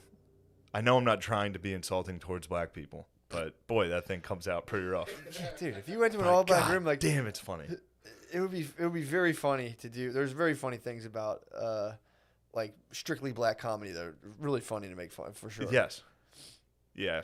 Can't coming out of the gate swinging and be like, and now coming from a horrible debacle, like what's up, motherfucker? Yeah. It might not stick. Yeah, but man, like what a fucking could it be funny? What an insane movie! I know it'd just be the funniest thing possible. Yeah, I don't know. It would be pretty funny. You got to pay your homage. The reason Gary Owens can do it is because he pays respect to the culture. You have to go pay your homage. I watched Kevin Hart has a new special, and it's crazy. How was it? It's just crazy. Just like him walking, it's in his own living room. It's cool. It's a cool idea, and obviously, I think Kevin Hart's great at stand-up. The last couple, he's starting to, he's too famous, so some of it kind of sucks. And he doesn't have anybody around him to be like, yo, that's fucking corny. Don't do that. Yeah. But like him walking down his hallway, and there's like pictures of comedians. He's like, the greats. I got like inspiration. It's like, dude, don't do that. I wish I can get into that, man. I wish I could like give a fuck about stuff in general. Yeah. Be like, man, I'm surrounded by. But again, it's like it's kind of what breeds being like in multi-million-dollar stuff and sitting in meetings, like I'm in the meetings now, it's part of the journey, blah blah blah. Yeah, that's why I don't do it, to be honest. True. But yeah, I daydream about it. Oh, what? Everybody has that in them. I wish I could do that. I wish I could walk at the beginning of my special, point to like a picture of Louis, be like, the fucking gods bless us. True. Like, not ironically. Like, dude, 100%. No, 100%. Picture of fucking Norm Macdonald, like, inspiration, the Kings. That is in all of us. You're right about that. That 100% is. Yeah, that's why rap's popular. That's why every single person listens to rap, like, yeah, I'm the fucking man. Yeah, it does. It plugs you into the hero's journey, dude. It's like the whole thing is when you listen to it, you're like, yeah, dude, I'm grinding too. I'm going to be great one day. Yeah. It's like, what do I have to do? It's like, just murder all of your enemies. And you're like, all right. Sell dope to pregnant women. All right, fine, I will. And then all you have to do is be remorseful later. Exactly. Yeah, that's all you have to do is, exactly. And rap. True. Heard that. Be bad and then just, say sorry. Yeah, be like, just eventually when you're 40, just wear glasses and, start a podcast. Like fucking T.I. T.I.'s been quiet, dude. What's he been up to? I don't know. I got pissed when he went at the Cannon, and I was like, yo, whoa. He talked shit on the Cannon. He came at the set, dude. Yeah, he started talking about the Cannon, and I was like, yo, whoa. Why? What did he say about Cannon? And I don't know. He was just, like, talking shit to Nick Cannon or something. He attacked somebody. He started, I got beef with T.I., dude. Yeah. Big time beef. He doesn't want to see me on the throne, dude. T.I. would fuck you up. I would crush him, dude. T.I. would beat your ass. No, we wouldn't. If we both got to wear trench coats and go to the sit in King's chairs. In Versus, that's what I'm talking about. Oh, first of all, I'd beat the fuck out of T.I. He weighs 120 T.I. would pounds. fuck you up. You think T.I. would beat me up? Yes. He weighs like 110 pounds. You ever see him? Matt, T.I. would tune you up, dude. What? He's tiny, dude. He's got that thing on him. Dude, the government took all of his things. The government couldn't take all of T.I.'s things. Dude, he got caught with like 20 guns and didn't go to jail. He got caught with 20 different things. And didn't go to jail, dude. How? How, dude? Yeah, baby. The man was snitching, bro. You think T.I.'s a snitch? Yes, dude. Yo, I wouldn't put that on. I'm putting it out there. Don't put that on people's names, snitch dude. Ass, dude. Snitch ass, dude. Whoa, dude. We almost had to put credits in there. How do you get caught? What? How do you get caught with fucking 20 guns and not do any jail time? He made a song with Justin Timberlake. What do you mean? Lemaire, say that dumb thing you just said into the mic. He made a song with Justin Timberlake. That's how he got out of jail. That's how he didn't go to jail. Anytime a black guy's about to go to jail, they make a song and they don't go to jail. Give me another example. R. Kelly before the first time. Okay, went to jail. The first time when Bill Cosby. Bill Cosby. yeah. No. He made a special. Netflix has it in the vault. They didn't put it. What about Shine? True. You didn't make enough money. Wow. I'm sorry. Cut it. Embarrassing. Noah, scrub that out. God, the show's fucking derailed. It's over. Might as well just end it. Might as well stop forever. Where are we at? Where are we at time-wise? 1 hour? So, but yeah, no, that's. Oh, I'm doing Kansas City. Are you really? Yeah. I am going to do that show. Thought you weren't. Risky show. Why is it risky? This is the day after Thanksgiving. It's the weekend after Thanksgiving. It's just a room full of people that were just in rooms full of people. Perfect storm. And after the show, and I'm going to do a meet and greet where everyone just spits straight into my fucking mouth. Fuck yeah, dude. Everybody in there. Dude, if you did that, I'm going to get on my knees and just let everybody spit in my fucking mouth on the way out. that'd be legendary. Just have everyone walk by and just lash you. Yes. I might start. We should start getting into like what's that called? In religion, I forget what. It's not like asceticism. It's like self punishment where you just whip your back. Yeah. We should end Fuck. shows with letting people just like dom us. Yeah, just pick people up out of the crowd, just come on stage, just fucking. At the end, instead of a merch Peg your table, I'll ass. just be fucking. I'll have a leather mask we'll have on you with no strapped up. sight. I'll be strapped. People can just fucking flog me. Yeah, that'll be good because Scratch my you'll body. have time, like while I'm on, you'll have time Exactly. to get set up. I'll get Get set up, get flayed, like put your body, Yep. like you're about to just be flayed. pink tied. I was like, Oh, I pink like tied that. over the thing, dude. And just Hog like, tied over a thing, and just have people and guests can just come by and slap your belly, yeah, slap me, smack you, pinch my fucking viscera. pinch your fucking Dude, sides. we didn't get to talk about fucking Nexium too. I watched the documentary. Well, let's talk about Nexium on the Let's page, show me bro. the page, dude. Yeah, because I got some Reagan talk too. Yes, Vanguard. Yes, Vanguard. Reagan, Nexium. That's the type of stuff we're going to talk about. Can't- Also, I shouldn't have even told you guys my idea for my special. You think so? Probably not. Get some feedback. You're pitching it. I'll probably get some negative feedback on that. Yeah, I am going to do the Kansas City show. So Friday, Saturday, and Sunday. Come get COVID with us, y'all. I think it's a bad idea, but I agreed to do it, so probably going to do it. And you Man, won't. your You word. won't get COVID. Don't worry. Yeah, you probably. I mean, dude? Spud put me onto these videos. They're so funny, dude. The people who have tested positive for COVID and then do YouTube videos about like how embarrassed and sorry they are. It's the funniest. What? How they say sorry that I told people it wasn't real or something? No, not even that. These are people who have been like wearing like 10 masks, like and like not hanging out with anybody, and then they test positive and go on YouTube and they're like, "Why? I was so careful. I'm so ashamed. I don't know if people are still gonna want to hang out with me." It's like 'cause he was saying it's like embarrassing, and people like look at you like you were like a Trump tard going around. So like if you're like a super lib and you get COVID, it's like a hard. Yeah, it's like being liberal and being racist. It's like, wait, that means I like Trump? What? Yeah. I can't be. I'm liberal. No, they get COVID. Yeah, they get Especially when they're out celebrating, bro. they get jacked up. Well, yeah. Well, Come on, man. You know that. Come on, dude. Please, Come on, man. dude. Joe Biden's. There was a CNN thing I just read. They had this nurse on from like North Dakota or something. Mm-hmm. She was going on talking about how everybody that's dying is like furious because they still think COVID's not real, and they were she got debunked. They're like, "What the fuck are you talking about?" She came out and said She came out and basically called all of the people dying of COVID retards for. She's like, yeah, they're all conspiracy theorists, fucking Trump idiots. She was on CNN like talking about this. Yeah, and people were like, "What the fuck are you doing?" Even if you felt that way, don't say it on the news, you weirdo. Yeah, man. Don't go on the news and be like, I think they should be FaceTiming their relatives instead of trying to debunk COVID while they're dying. Yeah. Like, let them die, you weirdo. Don't criticize them. Yeah, it's pretty fucking. I don't know. Having a nurse that's like overtly political must be miserable, dude. Nurses, I would imagine. God forbid you're wearing any sort of red. She comes in, you're like, fucking idiot. Yeah. Asked for this. And you're like, what the fuck's going on? Fucking senile, dude. What are you talking about? Yeah. I bet there were a lot of conservative nurses during AIDS that hit them with the same level Ooh, of you like, think so? well, you shouldn't have been fucking gay. Yeah. Like, Oh, true. well, did you fuck a man? Okay. Yeah. Yeah, I bet true. there's the same. I bet you've had to deal with snippy nurses for a long time. Yeah, I'm excited to, take nurses down a notch from. They're like now like Navy SEALs all of a sudden. I think they had to take a bit of a back seat when Black Lives Matter took over. Oh, yeah. Because it was there. It looked like it was gonna be a hot summer for nurses, Yeah. and then they had to be like, everybody stopped clapping for us. Mm. They were getting every day 7 p.m. People were clapping for them in New York. Were they really? Yeah, like banging pots and shit. It's crazy. And then more pressing issues took place True that. People started caring about lives instead of the economy, instead of dude. nursing. Yeah, man. I mean, dude, that's my question I want to answer, dude. People are going to brave the COVID to save the third world, dude. Oh, to get food? To not disrupt the global supply chains. Again, is that true? I don't know. Makes sense. Apparently, I've read stuff that they're about to get like the top stuff that comes out for government is like the third world is getting bodied. They're like, yeah, they're fucked, dude. Yeah. These people just finally had like the smallest amount of stuff, and everyone's like, nope, sorry, not yet. 10 years, yeah. 10 years, guys, come on. Yeah, they can't get Pop-Tarts. They're not ready for Pop-Tarts. No, they were. I think they were hitting like powdered milk. They weren't even near pop. They were like, They were like, this is pretty tight. Yeah. Like, actually, guys, now. Why don't you pump the brakes? Yeah. No 1 a.m. tricks for you. Not anytime soon. Sorry, third world. Tricks are for kids. Damn, dude.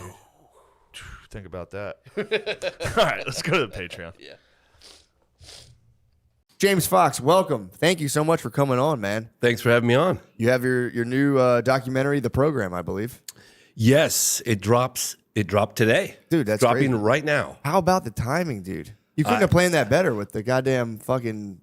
I literally drones had an flying. Air Force colonel text me and he goes, so what's up with the promotion? You managed to get a full-on alien invasion on the release of your film. That's perfect. How did you coordinate that? Hey, man, there's just larger forces at play, so that's all that is. Yeah, no, I welcome it. I mean, you know, within reason. Yeah, for sure. So I don't want people to panic. Yeah, well, dude, so to be honest, I was watching the documentary last night, and I was just like on the way to a holiday party, and I got really stoned from a vape pen.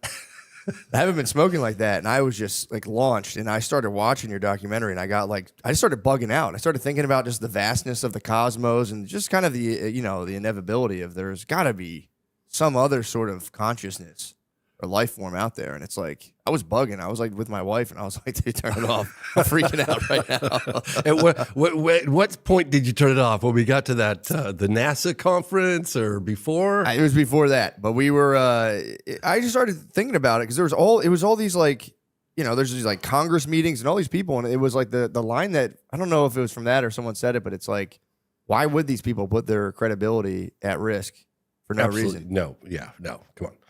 There's a there. Yeah. So it's like, and so, just tell us a little bit about the documentary. How did you get into all that? And like, what kind of like launched you into identifying the UAPs now, not UFOs? Yeah. Well, yeah. So UFOs, unidentified flying objects, and it went to UAP, unidentified aerial phenomenon. And then it because they're coming in and out of the oceans as well, they changed it to unidentified anomalous phenomena. That's where we're at right now. To me, it's like they're just making it harder and harder to say to obscure the truth. That's what I'm coming. It's like you unidentified alarm. I can't even say it. So I'm like, now I'm out of the race. And UFOs had a bit of baggage.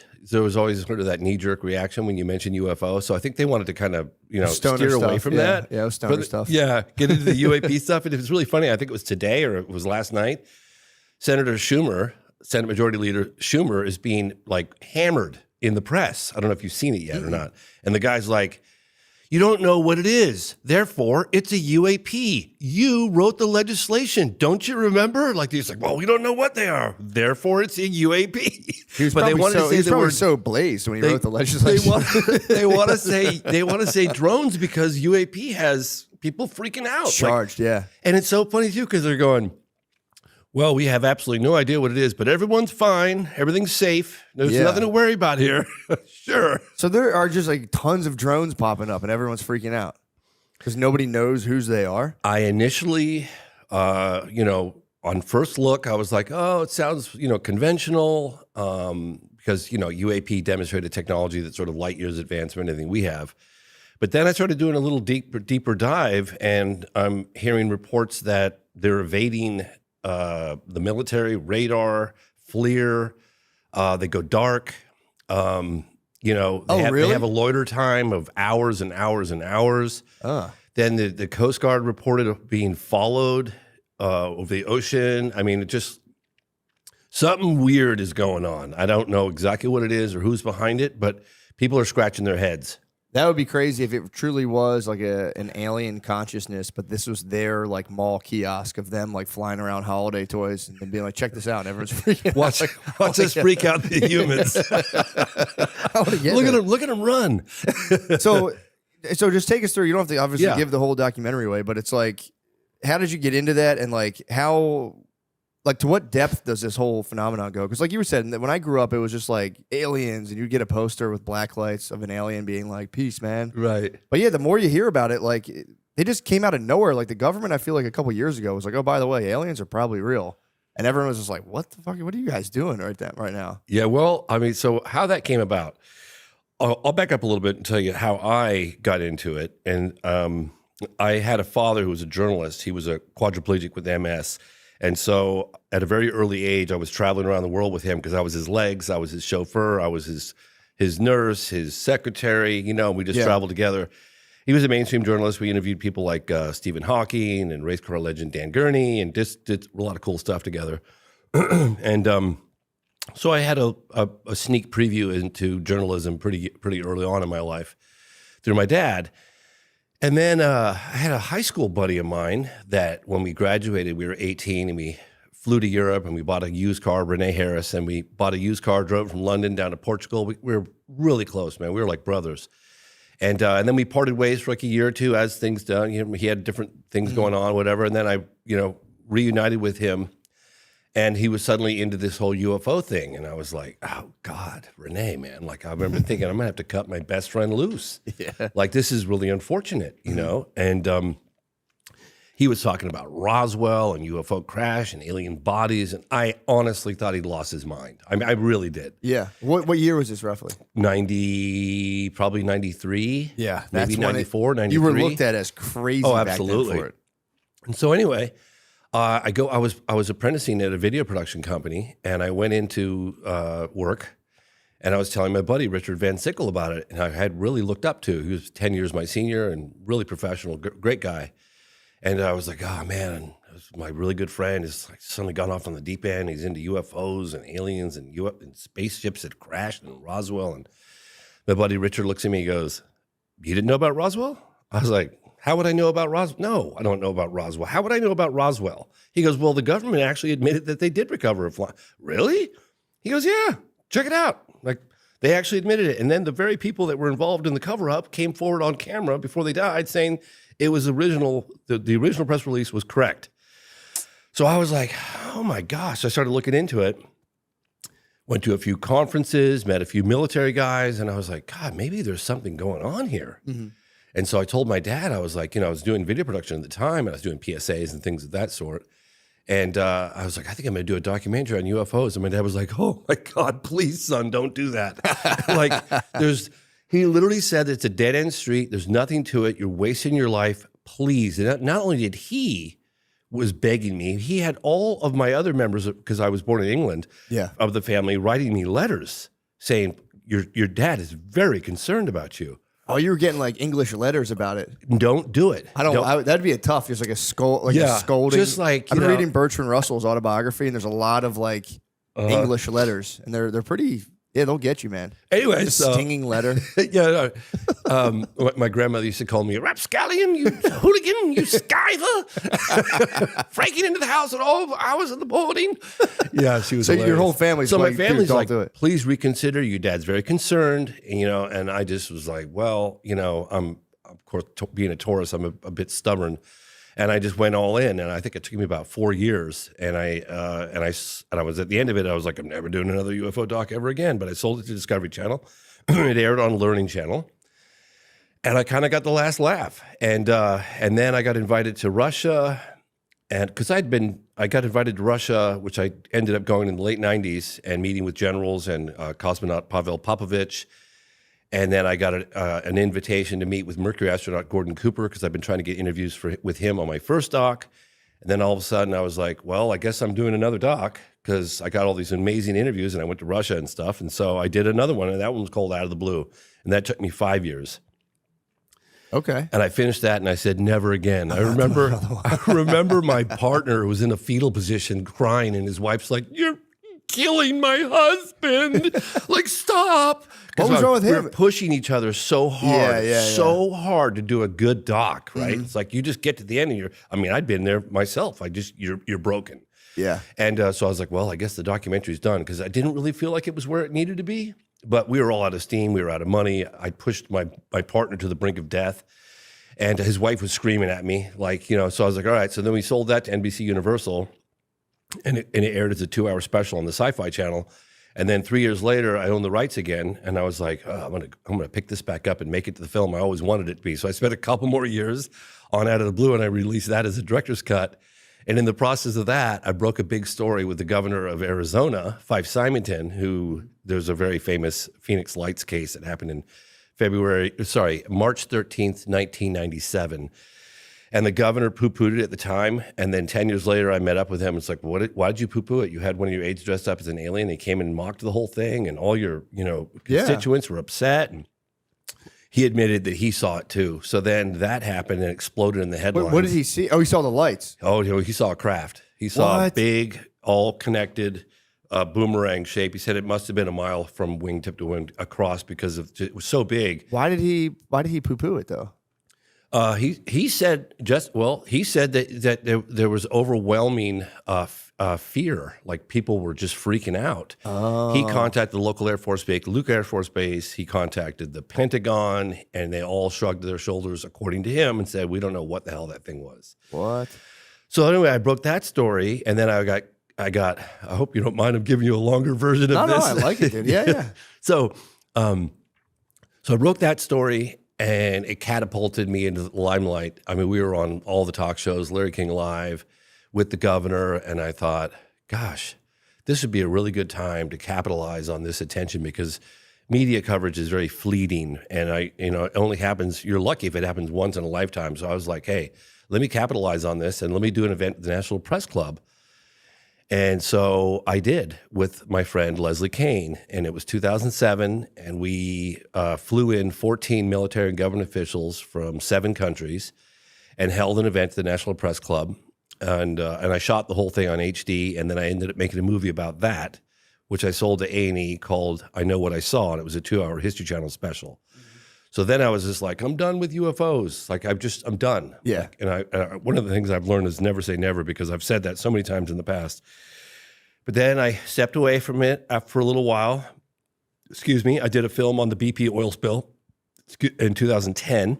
And then has that ever gotten cleaned up? Are the waters good now from that? I don't know if they're gonna realize the long-term environmental impacts, because they were pumping Corexit 5,000 feet down into the oil, trying to keep it like from surfacing, because they get fined for all the surface oil. Oh, really? So if they hide it with the Corexit, which they'd never done subsea injection before, so they did that.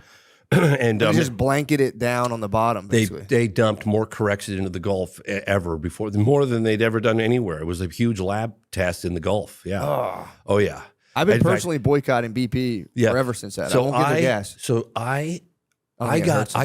there's only 2 times where I've almost been killed. I've been threatened to be killed in all my filmmaking years. One of them was when I did the BP oil spill film. There was a fisherman. He was head of fisheries for a number of different states. And he met with me secretly, and he was giving me photographs of the fish impact that it was having on these species from the Corexit and the oil. And they had like cysts and boils and just disgusting. Fuck. He gave me these photographs, and he goes, "You reveal my identity, boy, I'm going to hunt you down and slit your throat. Do we have an understanding?" I said, "Yes, sir, we do." And he wasn't kidding. He was like, he goes, "Because I run the fisheries, I'm shooting myself in the foot along with a lot of other people, but I can't in good conscience let the people right. eat this stuff not knowing what's going on, like turn a big lab experiment." The other time I almost got shot in the face is when I was making Moment of Contact. I don't know if you ever saw that film. Mm-hmm. It's about a UFO crash in Brazil. I was there with my buddy Marco Leal for like 12 years on and off, and I made a film called Moment of Contact. It was released in 2022. Yeah, late 2022. And we tracked down a guy who'd been hiding for 26 years who allegedly was driving the car during the second capture of a live alien. I know it sounds nuts. I'm with you. Hold on. Explain that. I don't know what you're talking about. It was a UFO crash that took place in 1996 in Varginha, Brazil. Mm-hmm. I had been looking into it for 12 years. I didn't believe it when I first heard about it. In fact, I was making my first UFO documentary, my second UFO documentary out of the blue when I heard about the crash. It happened in 96. I was making it in like 99, 2000. That's when I started. I heard about it, but I was like, that's impossible. They don't have a UFO crash and live aliens walking through the town. No way. So I took 10 years before I even, like almost 10 years before I would even, actually, it was over 10 years before I would even look into it. And then I ended up spending about 12 years. But in any case, a UFO was spotted in trouble. It was a cylindrical shape object, like a cigar. It was like a aluminum kind of shape, no wings, no visible means of propulsion. It had, according to the witnesses that I interviewed, and they're all on camera, it had a gash in the back of it and had sort of a white vapor coming out the backside, and it was definitely in trouble because all the people who claimed to have seen it said it was struggling to stay in the air. And then it eventually crashed. 2 days later in the town of Virginia, just a few miles away, people reported these strange creatures. And then there were two, according to the authorities and military people, that information that had leaked out, and the researchers locally, 2 or 3 of the creatures were captured. And the second capture was involving a police officer by the name of Marco Cherez, and the driver of that car, Eric Lopes, and Eric Cherez died within a couple of weeks of touching the creature. He manhandled it and took it to the local hospital. He got a weird infection and then died. Damn, dude, Yeah, really? Yeah, it's true. Hey, Do I take no a break alien there? music. Sorry about that.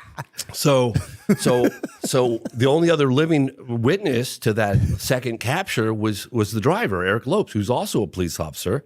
And he was just driving. The other guy apprehended. Yeah, he was actually on duty that night, and they were told him be on the lookout for something strange, something real strange. They didn't say live aliens or anything like that. They just be on the lookout. We're looking for something. So he calls his buddy, Marco, who was actually off that night, Marco Cherez, and he's like, "Hey, I got this weird assignment tonight. Like they're saying there's something weird on the loose, or I don't know. You want to come with me?" So they team up. He jumps in the car. Off they go. They see it. It ran across the road in front of them, slammed the brakes on. Marco jumps out of the car, grabs the thing, puts it in the back of the car, takes it to Humanitas Hospital. What'd they say it looked like? Did they ever It was say? brown. You could look it up. Virginia creature. It was. It had a big head, big red eyes. It had brown, oily skin, frail, weak, struggling, suffering. Yeah. All the witnesses said. And then Marco Cherez had this like oily, greasy. He was like rubbing his body down with rubbing alcohol afterwards, and then he got this infection. We interviewed the doctors that worked on him. He died. And they couldn't explain it. They were like, they'd never seen anything like that bacteria ever. Somehow his body just had no defense against it, and he died. So the only living witness to that incident, that particular capture, is Eric Lopes. Mm-hmm.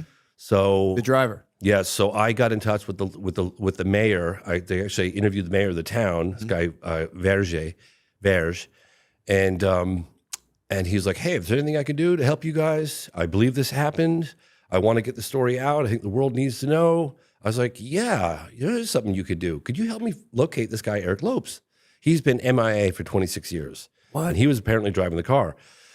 So we go to his house, really spooky, right? The guy's off the beaten path. Get to his house, and that's the creature. That's it. Jesus, man. Yep, that's it. Mm-hmm. Oh, fuck. Yep, that was witnessed in broad daylight by 3 girls, Valkyria, Liliani, and Katya. 2 of them were sisters. Broad daylight. They got within 10 feet of that creature in broad daylight. Damn. Yeah, it was crazy.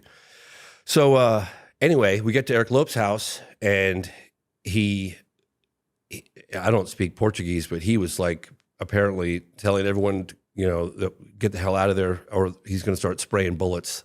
What? And he said it like 3 or 4 times. And then I looked over at the guy, the translator, and he looked at me, and he was just like this. Eric Lopes was looking out the window right above me, and I was looking at his eyes going, God, that guy's seen something. I don't know, man.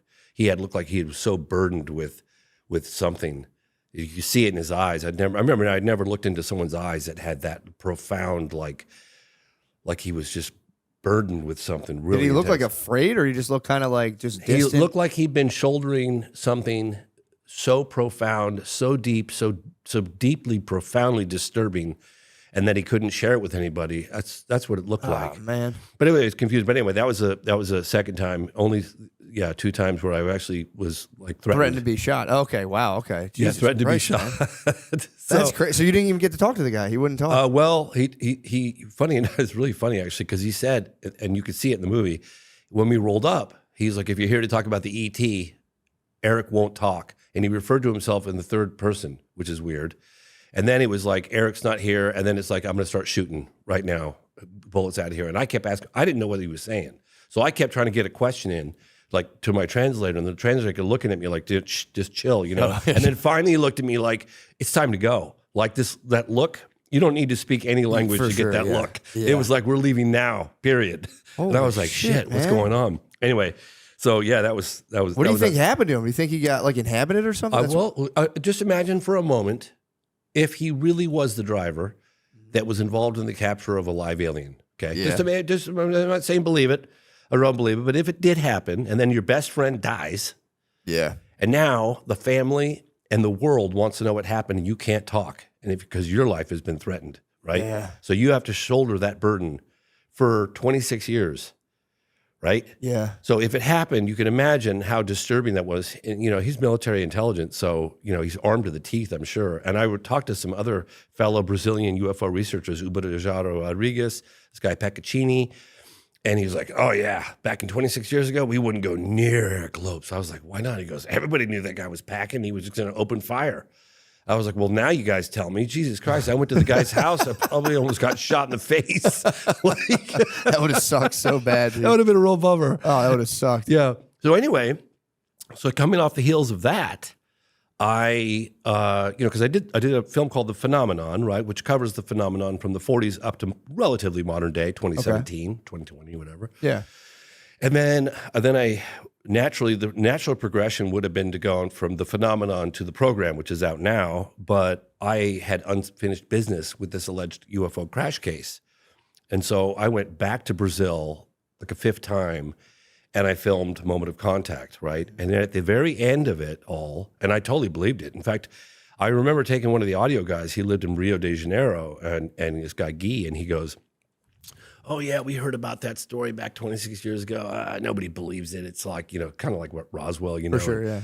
Then I took him on all the shoots, and he was like, holy shit, this happened, And I said, yeah, I wouldn't waste 12 years of my time if I didn't. Yeah. So at the last week or so of filming in Brazil, a flight control officer with the Brazilian military, because flight control, fire department, police, they're all connected to the military. He came forward and said, yeah, I saw the United States Air Force plane come in and land in Campinas, and then send Wait, two. what did you say? What? So it was confirmed the United States Air Force was involved with this UFO crash case. Okay. That the United States Air Force flew in to a place called Campinas. And then from Campinas, I know, right? I know, Varginha and Campinas, right? Doesn't get any better than that. Can you believe it? I know. Sorry. I thought my mind was just making I tricks. thought you might have known about this case. I'm sorry. Campinas and Joe Rogan talked about it for a year. Campinas. No. Yeah. I wish I knew about I know. So there was an alien invasion. Well, so They probably thought it was the best place ever. They're like, we got to go to Campinas, Virginia. Virginia. I know, you can't make this stuff up. I know. Okay, it's so really what funny. happened? So the last time I was there after 12 years of filming on and off, a guy comes forward, and he was with flight control with the Brazilian government, military. And he's like, yeah, I was on duty that night, and I saw, this is January 20th, 1996, and I saw USAF come in. And I was like, USAF? United States Air Force, USAF. Flight come in and didn't have authorization to land. So he told some folks, like, I can't let this guy land. You need authorization. And then a higher up stepped in the room and said, let him land. Yeah. So he goes, yeah, this thing landed. Then one or two helicopters were unloaded, and they were flown to Varginha. They picked up some stuff, came back to the Campinas, loaded it on the plane, and the United States Air Force plane, back to the United States. Yeah. So that was when I became aware of the fact that, wow, there probably is a crash retrieval program going on. So when I started doing the program, the film that's out now, it was almost personal for me, right? Because I had no idea. Like, I was on Joe Rogan talking about moment of contact in April of 2023. Well, in July of 2023, the highest level intel officer, David Grush, testified under oath to a bipartisan group of lawmakers that there is a crash retrieval program, and he found it. Damn. Yeah. So that's so the program kind of covers this unprecedented push for transparency on what the intel agencies really know about the phenomenon, right? What kicked that off? I was curious about that. Like, if this is my thing. If things are like top secret, you have these giant kind of like, mechanisms of power controlling and hiding things. I do find it funny that they're like, you swear you're telling the truth, and they're like, you fucking got me, dude. Yes, I pinky promise. Like, it's a weird system we still do. Yeah, well, it's like, you better tell the truth, and we're like, you got me. So people think that the government suddenly had an epiphany and decided to be more transparent on the UFO phenomenon. That's not what happened. Yeah, I doubt that. Yeah, right. What happened was there were a couple of intel insiders, Christopher Mellon being one of them, former Deputy Assistant Secretary of Defense for Intelligence, along with Lou Elizondo and a handful of others, just small handful, that protested because of excessive secrecy. They found a loophole and walked some evidence from the Pentagon out on the front page of the New York Times, and that happened in December of 2017. Okay. So they can't put the genie back in the bottle, right? Yeah. So more people keep coming forward now, more people coming forward. And then Congress started getting wind. They were having behind doors meetings with some of these witnesses, and they were like, ooh, there's a there. Wow. And then they had the first congressional hearing by a guy named Andre Carson, Congressman Andre Carson. That was 2022. That had a hint of a crash retrieval program that was revealed through a memo, the Davis-Wilson memo. Then they had congressional hearings in July of 2023, and that's when it was all out. David Grush said, yeah, we have a crash retrieval program. And then recently, just a month ago, we had more congressional hearings, which I attended, and Lou Elizondo, who ran ATIP, or was one of the members on ATIP, he confessed under oath that there is a crash retrieval program. So they have been going around and scooping these things up. So yes. Things. So what do you say to people who are like, it's just super advanced military technology they're hiding from everybody? Well, if that's the case, that would be an even bigger story because somebody has kept it secret for over 80 years. Yeah, so, true, wow, yeah. okay, that's cool. Yeah, no, I hear you. These things exhibit a technology that's just so beyond anything that we have in our arsenal. So, and what are the examples of like the technology that we can't really wrap our heads around? So you have objects that can hover without displaying any kind of visible means of propulsion. They can accelerate from a standstill to out of sight in the blink of an eye, right-angle turns at high speeds, no sonic boom, no air disturbance, very little noise. Sometimes you'll hear a slight buzzing or humming noise, but that's it within certain proximity, some of the witnesses. And they fly rings around our fastest jets. I mean, like, they make a mockery of our fastest jets. I mean, you could just talk to David Fravor about that, 2003 off the coast of San Diego. So, and I think the big secret is they don't know what it is. I mean, they know it's engineered, right? They know it's technological, but there's a psychic component to it as well. So it would be very difficult for any governing body to come forward and say, hey, ladies and gentlemen, my fellow Americans, it has been brought to our attention that there are structured craft of unknown origin whizzing around with impunity. They fly rings around our fastest jets, so we don't know who they are, where they come from, and if they turn out to be hostile, we have no visible means of defense against them. Thank you and good night. Yeah, true. Everyone would be like, fuck this. Everyone would be like, no! That's why right now, when they don't know what these drones are, they're calling them drones because drones is a little less scary than UAP, right? So they're calling them drones, but they're saying, you have nothing to fear, and yet we don't know what the hell they are. So that's a little strange, because how could you say what something isn't when you don't know what it is? Yeah, true. Isn't it funny how the people we love most are often the hardest to shop for? Luckily, there's one gift that everyone on your list is sure to enjoy, an Aura digital picture frame. Named #1 by Wirecutter, Aura frames make it incredibly easy to share unlimited photos and videos directly from your phone to the frame.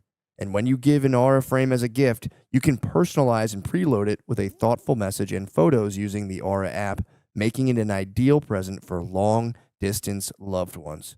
It's a gift so special, they'll use it every day. I mean, they want me to talk about the hunt for the perfect gift. Yeah, man, it is hard getting the perfect gift, and there's nothing better and selfless than just, giving a photo of yourself to a person. No, you're giving a photo. I'm joking around. It's the holidays. Everyone's having a tough time. Come on, please don't drop us, dude. All of our corporate sponsors are mad right now. Guys, Guys, it is nice to your mother loves you so much, and your father, they just want to see your face. Just give them a picture of you and your brothers, dude, back when you were young and beautiful before you became old and decrepit. Yeah, so, I love it. My mom has one. She loves seeing it. Hey, Bill, I'm recording advertisements, dude. I know you broke your leg, but please. Yeah, so very good. Hey, guys, and if that's not personal enough, you can even upload a video message to play on the frame as soon as they plug it in. So the first thing they hear is your voice and how much you love them. Save on the perfect gift by visiting auraframes.com to get $35 off Aura's best-selling Carver mat frames by using promo code MSSP at checkout. That's AURA frames.com, promo code MSSP. This deal is exclusive to listeners, so get yours now in time for the holidays. Terms and conditions apply. This episode is brought to you by BetterHelp. How do you stay cozy during the winter months? For some, wrapping up in a blanket with a mug of hot chocolate or watching a movie with the family is the best way to spend the month of December. Therapy is a great way to bring yourself some comfort that never goes away even when the season changes. I mean, what a beautiful message. Because your family will go away, but you can always do therapy. That is beautiful. If you're thinking of starting therapy, give BetterHelp a try. It's entirely online, designed to be convenient, flexible, and suited to your schedule. Just fill out a brief questionnaire to get matched up with a licensed therapist and switch therapist anytime for no additional charge. Find comfort this December with BetterHelp. Visit betterhelp.com/MSSP today to get 10% off your first month. That's BetterHelp, HELP.com/MSSP. And guys, it is the holiday times. A lot of people get sad and freak out. Maybe you're an advertiser and you're saying, this ad should have been a fucking minute long. So maybe I'm just wasting time and trying to get to a minute. But, guys, it is the holidays. People get sad. I get cheerful. I get full of holiday cheer. I love it. So I'm not sad during the holidays. I like the holidays. But some of you get very sad. So do what you need to do in terms of finding your supports. All right. You know what we all could use a little more of? Getting off asses. I have no problem with that sentence. With bold flavors and a crisp, refreshing kick, Mountain Dew gives you that extra push to get moving and feel like you're on top of the world, a world where the sun is always shining, your crew's ready for action, and unforgettable adventures are just around the corner. Call out your favorite flavor.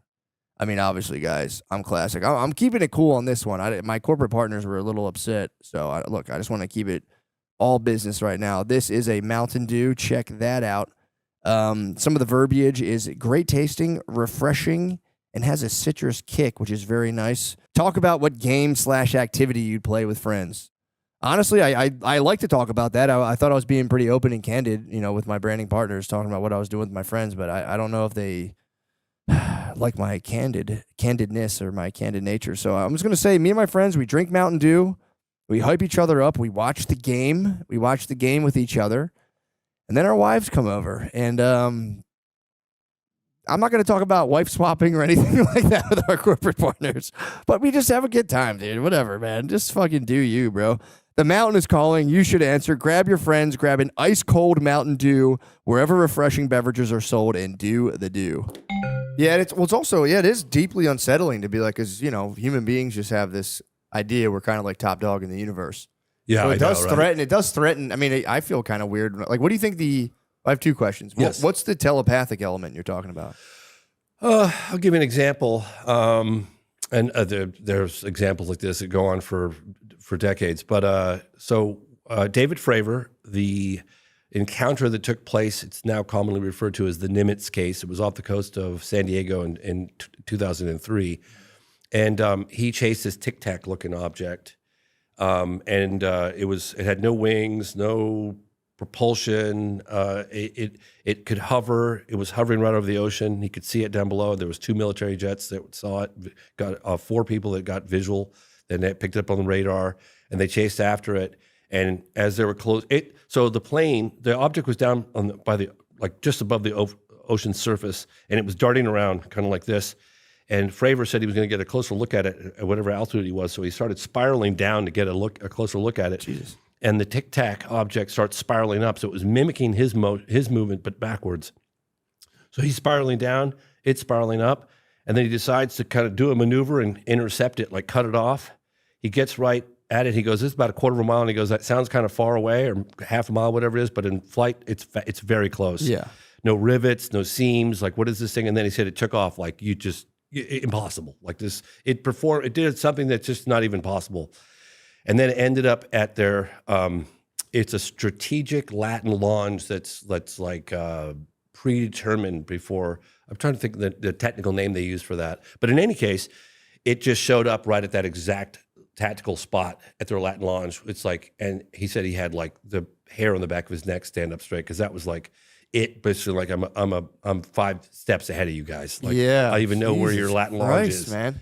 Yeah. So, and again, I could give you example after example. For after sure. Yeah, example, no, that but makes that's sense. just though. one. That's Yeah, pretty crazy. Yeah.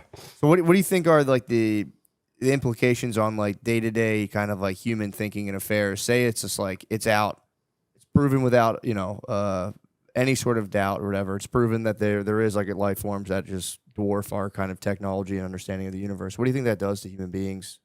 Think that's a good, or you think that'll like spin people out, or maybe make us be a little nicer knowing we have like other life forms watching us? Yeah. I think I always felt that it would be a little scary, right? But that's okay. I mean, reality's reality. It's been going on for a long time. It doesn't seem to be here to hurt us, because others might argue with me on that point. But for the most part, seems to be a fairly benign. I mean, there are other aspects of the phenomenon that one might argue is a little scary, but whatever. That's a whole nother. Well, I would arena. argue. I would argue. Sorry, I didn't mean to cut you off. No, it's okay. Yeah, please. I would argue if they're that advanced, there's a huge chance they're not kind of like predacious and like, you know what I mean? Because it'd be hard to be that advanced while you're still dealing with kind of like those more animal aggressive kind of instincts. Yeah. You think you would implode like human beings? Like if we don't kind of get our kind of aggressive instincts under control, we might like blow ourselves up. Oh yeah. No, it's really funny actually. And to your point. I interviewed this guy, Robert Salas, who was a launch control officer during the height of the Cold War. And I think he was in charge of Minuteman missiles, but they were nuclear arms. And I'm not sure if it was Minot or anyways, one of these bases housing nuclear weapons. And objects were seen over the base, documented over the base. And then all of their vast majority of nuclear weapons went into a no-go situation. They were just shut off, and they're all independently controlled. I report about it in my film, The Phenomenon. And I talked to Salas about this, and it was funny. I could see why he was a launch control officer, because he's got this demeanor where he's just like super mellow and calm and just measured and just doesn't, he's like, "Well, James, the message I got from that is almost like taking matches out of the hands of a baby. Maybe you shouldn't be playing with these things." Yeah. And I was like, wow, never thought of it that way. Wow. I never heard of that. So they all just deactivated. Yeah. Oh, there's 50 cases in my film, The Phenomenon. I literally did a deep dive in there with the help of this guy, Robert Hastings, who wrote the book on it. And you'll hear officer after officer after officer about incursions over military bases. They seem to be like some people would put it, like a moth to a flame. Like anytime there's nukes around, the phenomenon kind of just comes around to check it out. Yeah. Wow. Mm-hmm. Damn, that's crazy. Yeah, Senator Harry Reid, former Senate Majority Leader Harry Reid, gave me an interview. I think it was like 2019.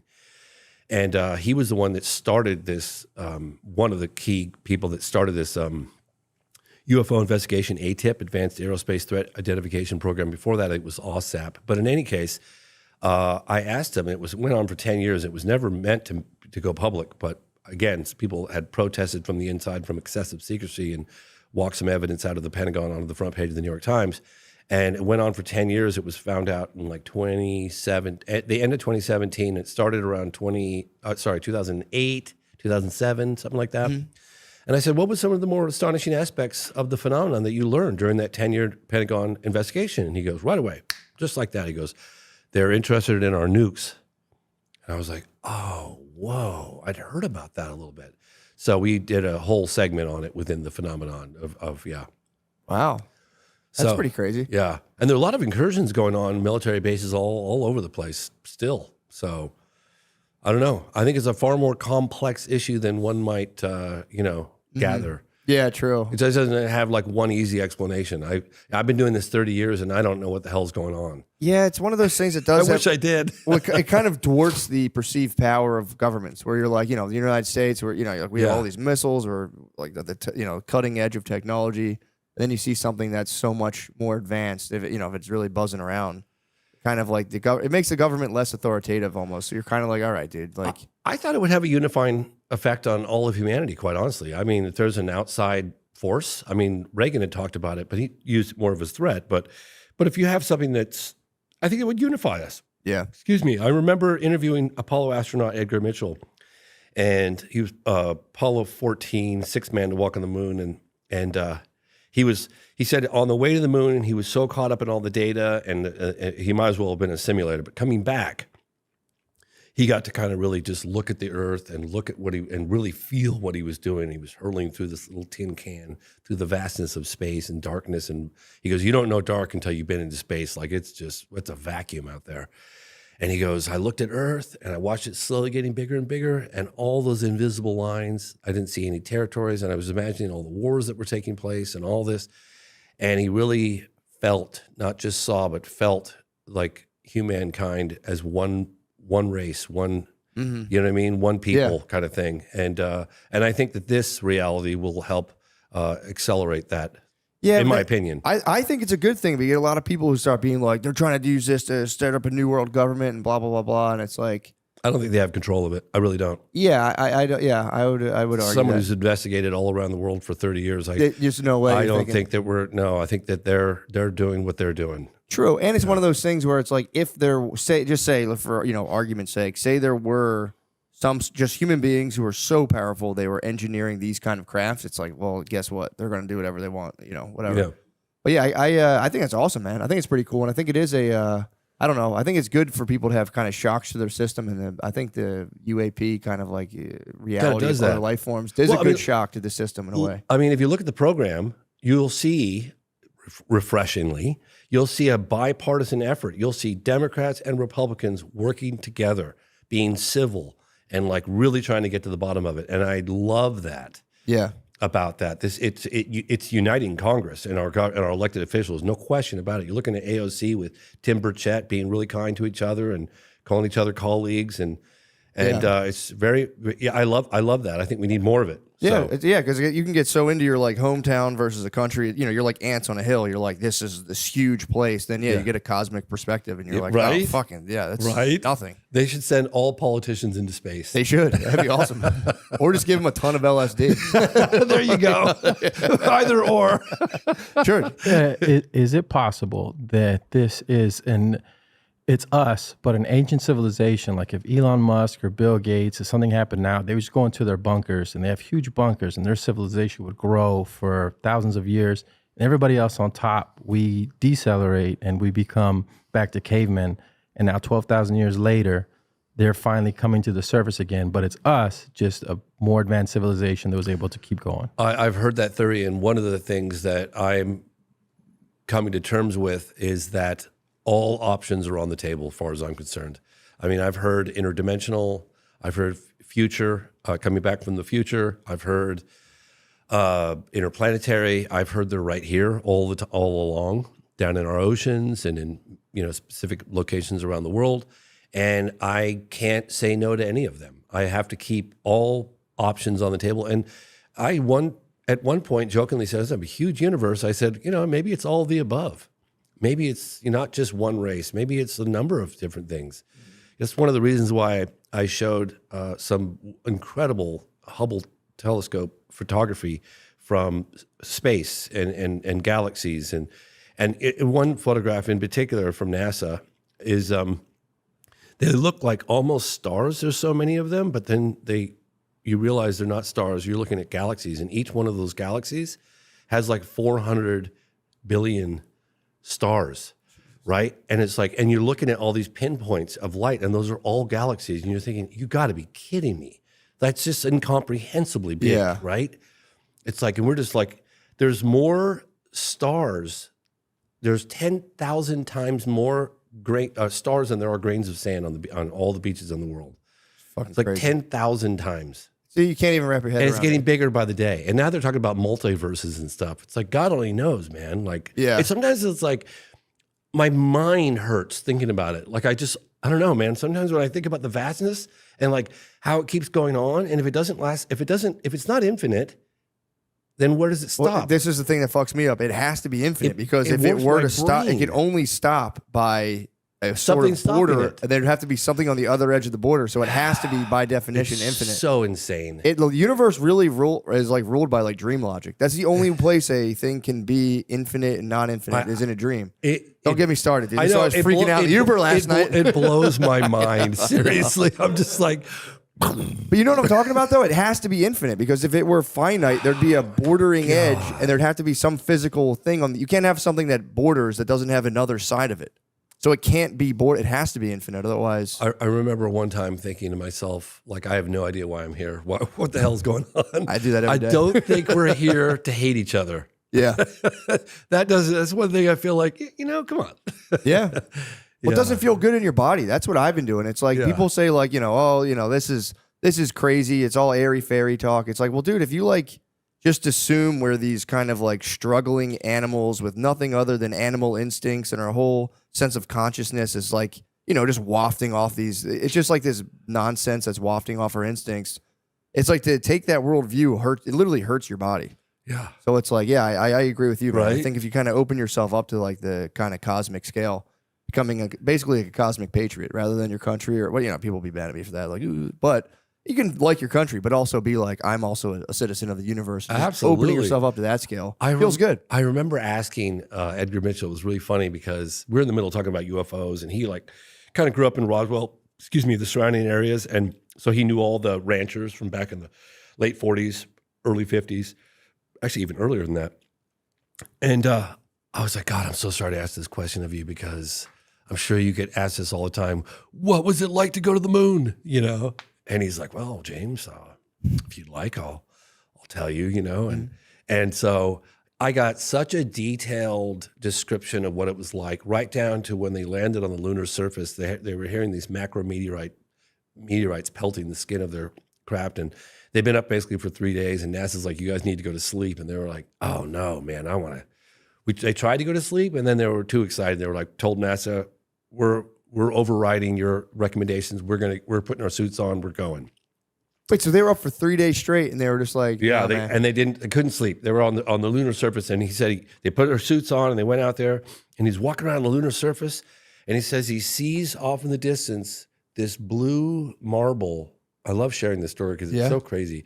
This blue marble suddenly rise. It was an Earthrise from the moon, and he said there it was, this oasis of life, suspended in the darkness of space, the vacuum of space, such a hostile environment around it, right?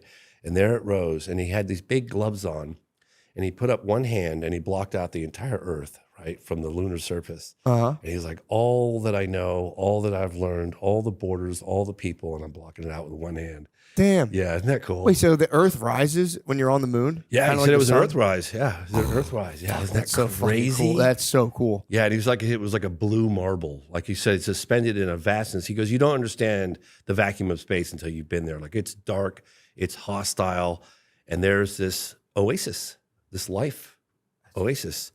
And yeah, it's really. It does suck, and it sucks to waste it just being Oh just my a gosh, fucking miserable it's all, dick. it's all we got. I know, and I'm guilty of that. I can be a miserable dickhead, but it's like it really is, especially when you look at it. It's like if you look at the scale, and then you get into like the math behind like what are if they go, all right, it all happened by chance. Well, what is like the mathematical probability of that? And it's like literally, if you were a math person, you'd be like, well, yeah, my own math proves that this happening for no reason is so statistically improbable. It's crazy. Yeah, and they go, well, it's just because the universe is infinite and that anything can happen. It's like, okay, like, all right, yeah, that's cool. I wonder sometimes if we just I used to think back when I first started this, because I would go into the field. I wouldn't just read books or go to conferences. I would actually go to locations and meet with witnesses on UFO sightings all over the place. And so I knew the phenomenon was real. I mean, unless everybody I was talking to, including pilots and FAA officials and civilians and governors, all lying, I was like, well, maybe, it's such a big universe. It's, the galaxy, whatever, Milky Way, we probably just get periodic visitation for whatever reason. The governments decide to cover it up. That's what I thought. Sure. But now, all these years later, I'm like, oh my gosh, now I feel like I know less today than I did when I started. Yeah. Because like you said, could it be time travelers? Yes, it could. Could it be interdimensional? Yes, it could. Could it be interplanetary? Sure could. Why not? Yeah. Yeah, you well, know? Tucker Carlson now is like He's freaked out. he's like big like, on I'm the done. interdimensional thing. I'm done. Yeah, he's like out of nowhere. He got tapped off- out. He got off of Fox, and he was just next thing you know, it was just like there's interdimensional entities, blah blah blah, and everyone's like, "What the fuck, dude?" Yeah, I know. He tapped out.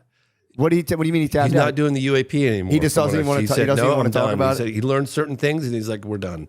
I'm not doing this." And it's funny actually because one of the things that Senator Harry Reid said to me was that they were just trying to get some of these senators to look at the data, look at the evidence, and they were so dismissive of. They said it's demonic. And I'm not going to engage with that. So because they couldn't explain it, or for whatever reason, it was just written off. So there's that wing of the elected officials that have looked at it like that way. I don't know if they're still looking at it that way, but they were like, it's demonic, and we don't want anything to do with it. I'm not even going to look at it. Damn. That's what he told me. Yeah. Yeah, and even people within the Pentagon saying that. Yeah, I mean, it makes sense especially if you're like an older man, and typically politicians, and I would say even more so like military people. A lot of them are sort of kind of like a rigid, kind of like insulated, and like not like they're not saying like they're egoic, but it is like they have a very kind of top down way of thinking, and like stuff like this is just like there's no time for it. One of the people in the part of the UAP task force, I'm not sure what year he was involved, but his name is Lenval Logan, great guy, and. He goes, it's crazy. He goes, we pick up a Russian MiG or something on the radar, and it's all hands on deck. And yet, when it doesn't have any markings on it, we can't identify it. It's like nothing to see here, folks. It's like he's like, well, how could that be? What? Like if it had a Russian flag or a Chinese flag, it would be all hands on deck. Yeah. But because it doesn't have that, it's flying rings around. We can't stop it, control it, whatever. It's like nothing to see here, folks.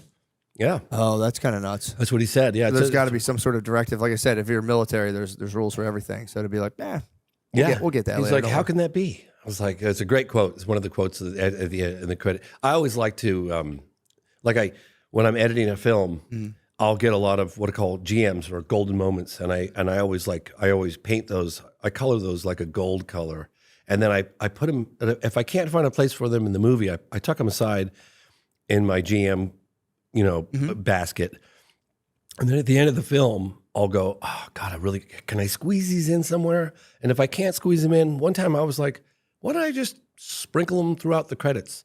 So now I always love doing that. What I'll do is I'll get my little GMs, and that moment with Lenval Logan, who's part of the UAP task force, is sprinkled in the credits at the end. So that's awesome. If you do watch the program, watch it all the way through the end, because there's lots of cool stuff sprinkled throughout the credits. That's awesome, man. Yeah, isn't that fun? That is a good idea. Yeah. Damn, man. So we'll wrap this up. I think this has been awesome, by the way. Thank you. Oh, cool. Thanks. My question is, so say if somebody, the biggest doubting Thomas, or one of the, if someone pretty close-minded is like, I don't even want to think about this stuff. Do you have like one kind of like silver bullet you'd be like, check this out, or would you just?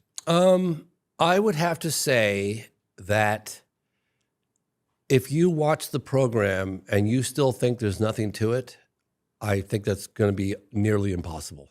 Damn. I really do. Okay. Just because of the bipartisan effort, the congressional hearings, people testifying under oath, some of the video photographic cases and radar. And look, the DOD is, begrudgingly admitting that the phenomenon's real. They're not lying anymore about that. Yeah. Right? I mean, they're trying to control how this stuff comes out, but it's happening. It's coming out. Okay, so one can speculate all day long as to where it's coming from and what its objective or agenda. That's up for speculation, but the phenomenon is real, and it defies a conventional explanation. Awesome.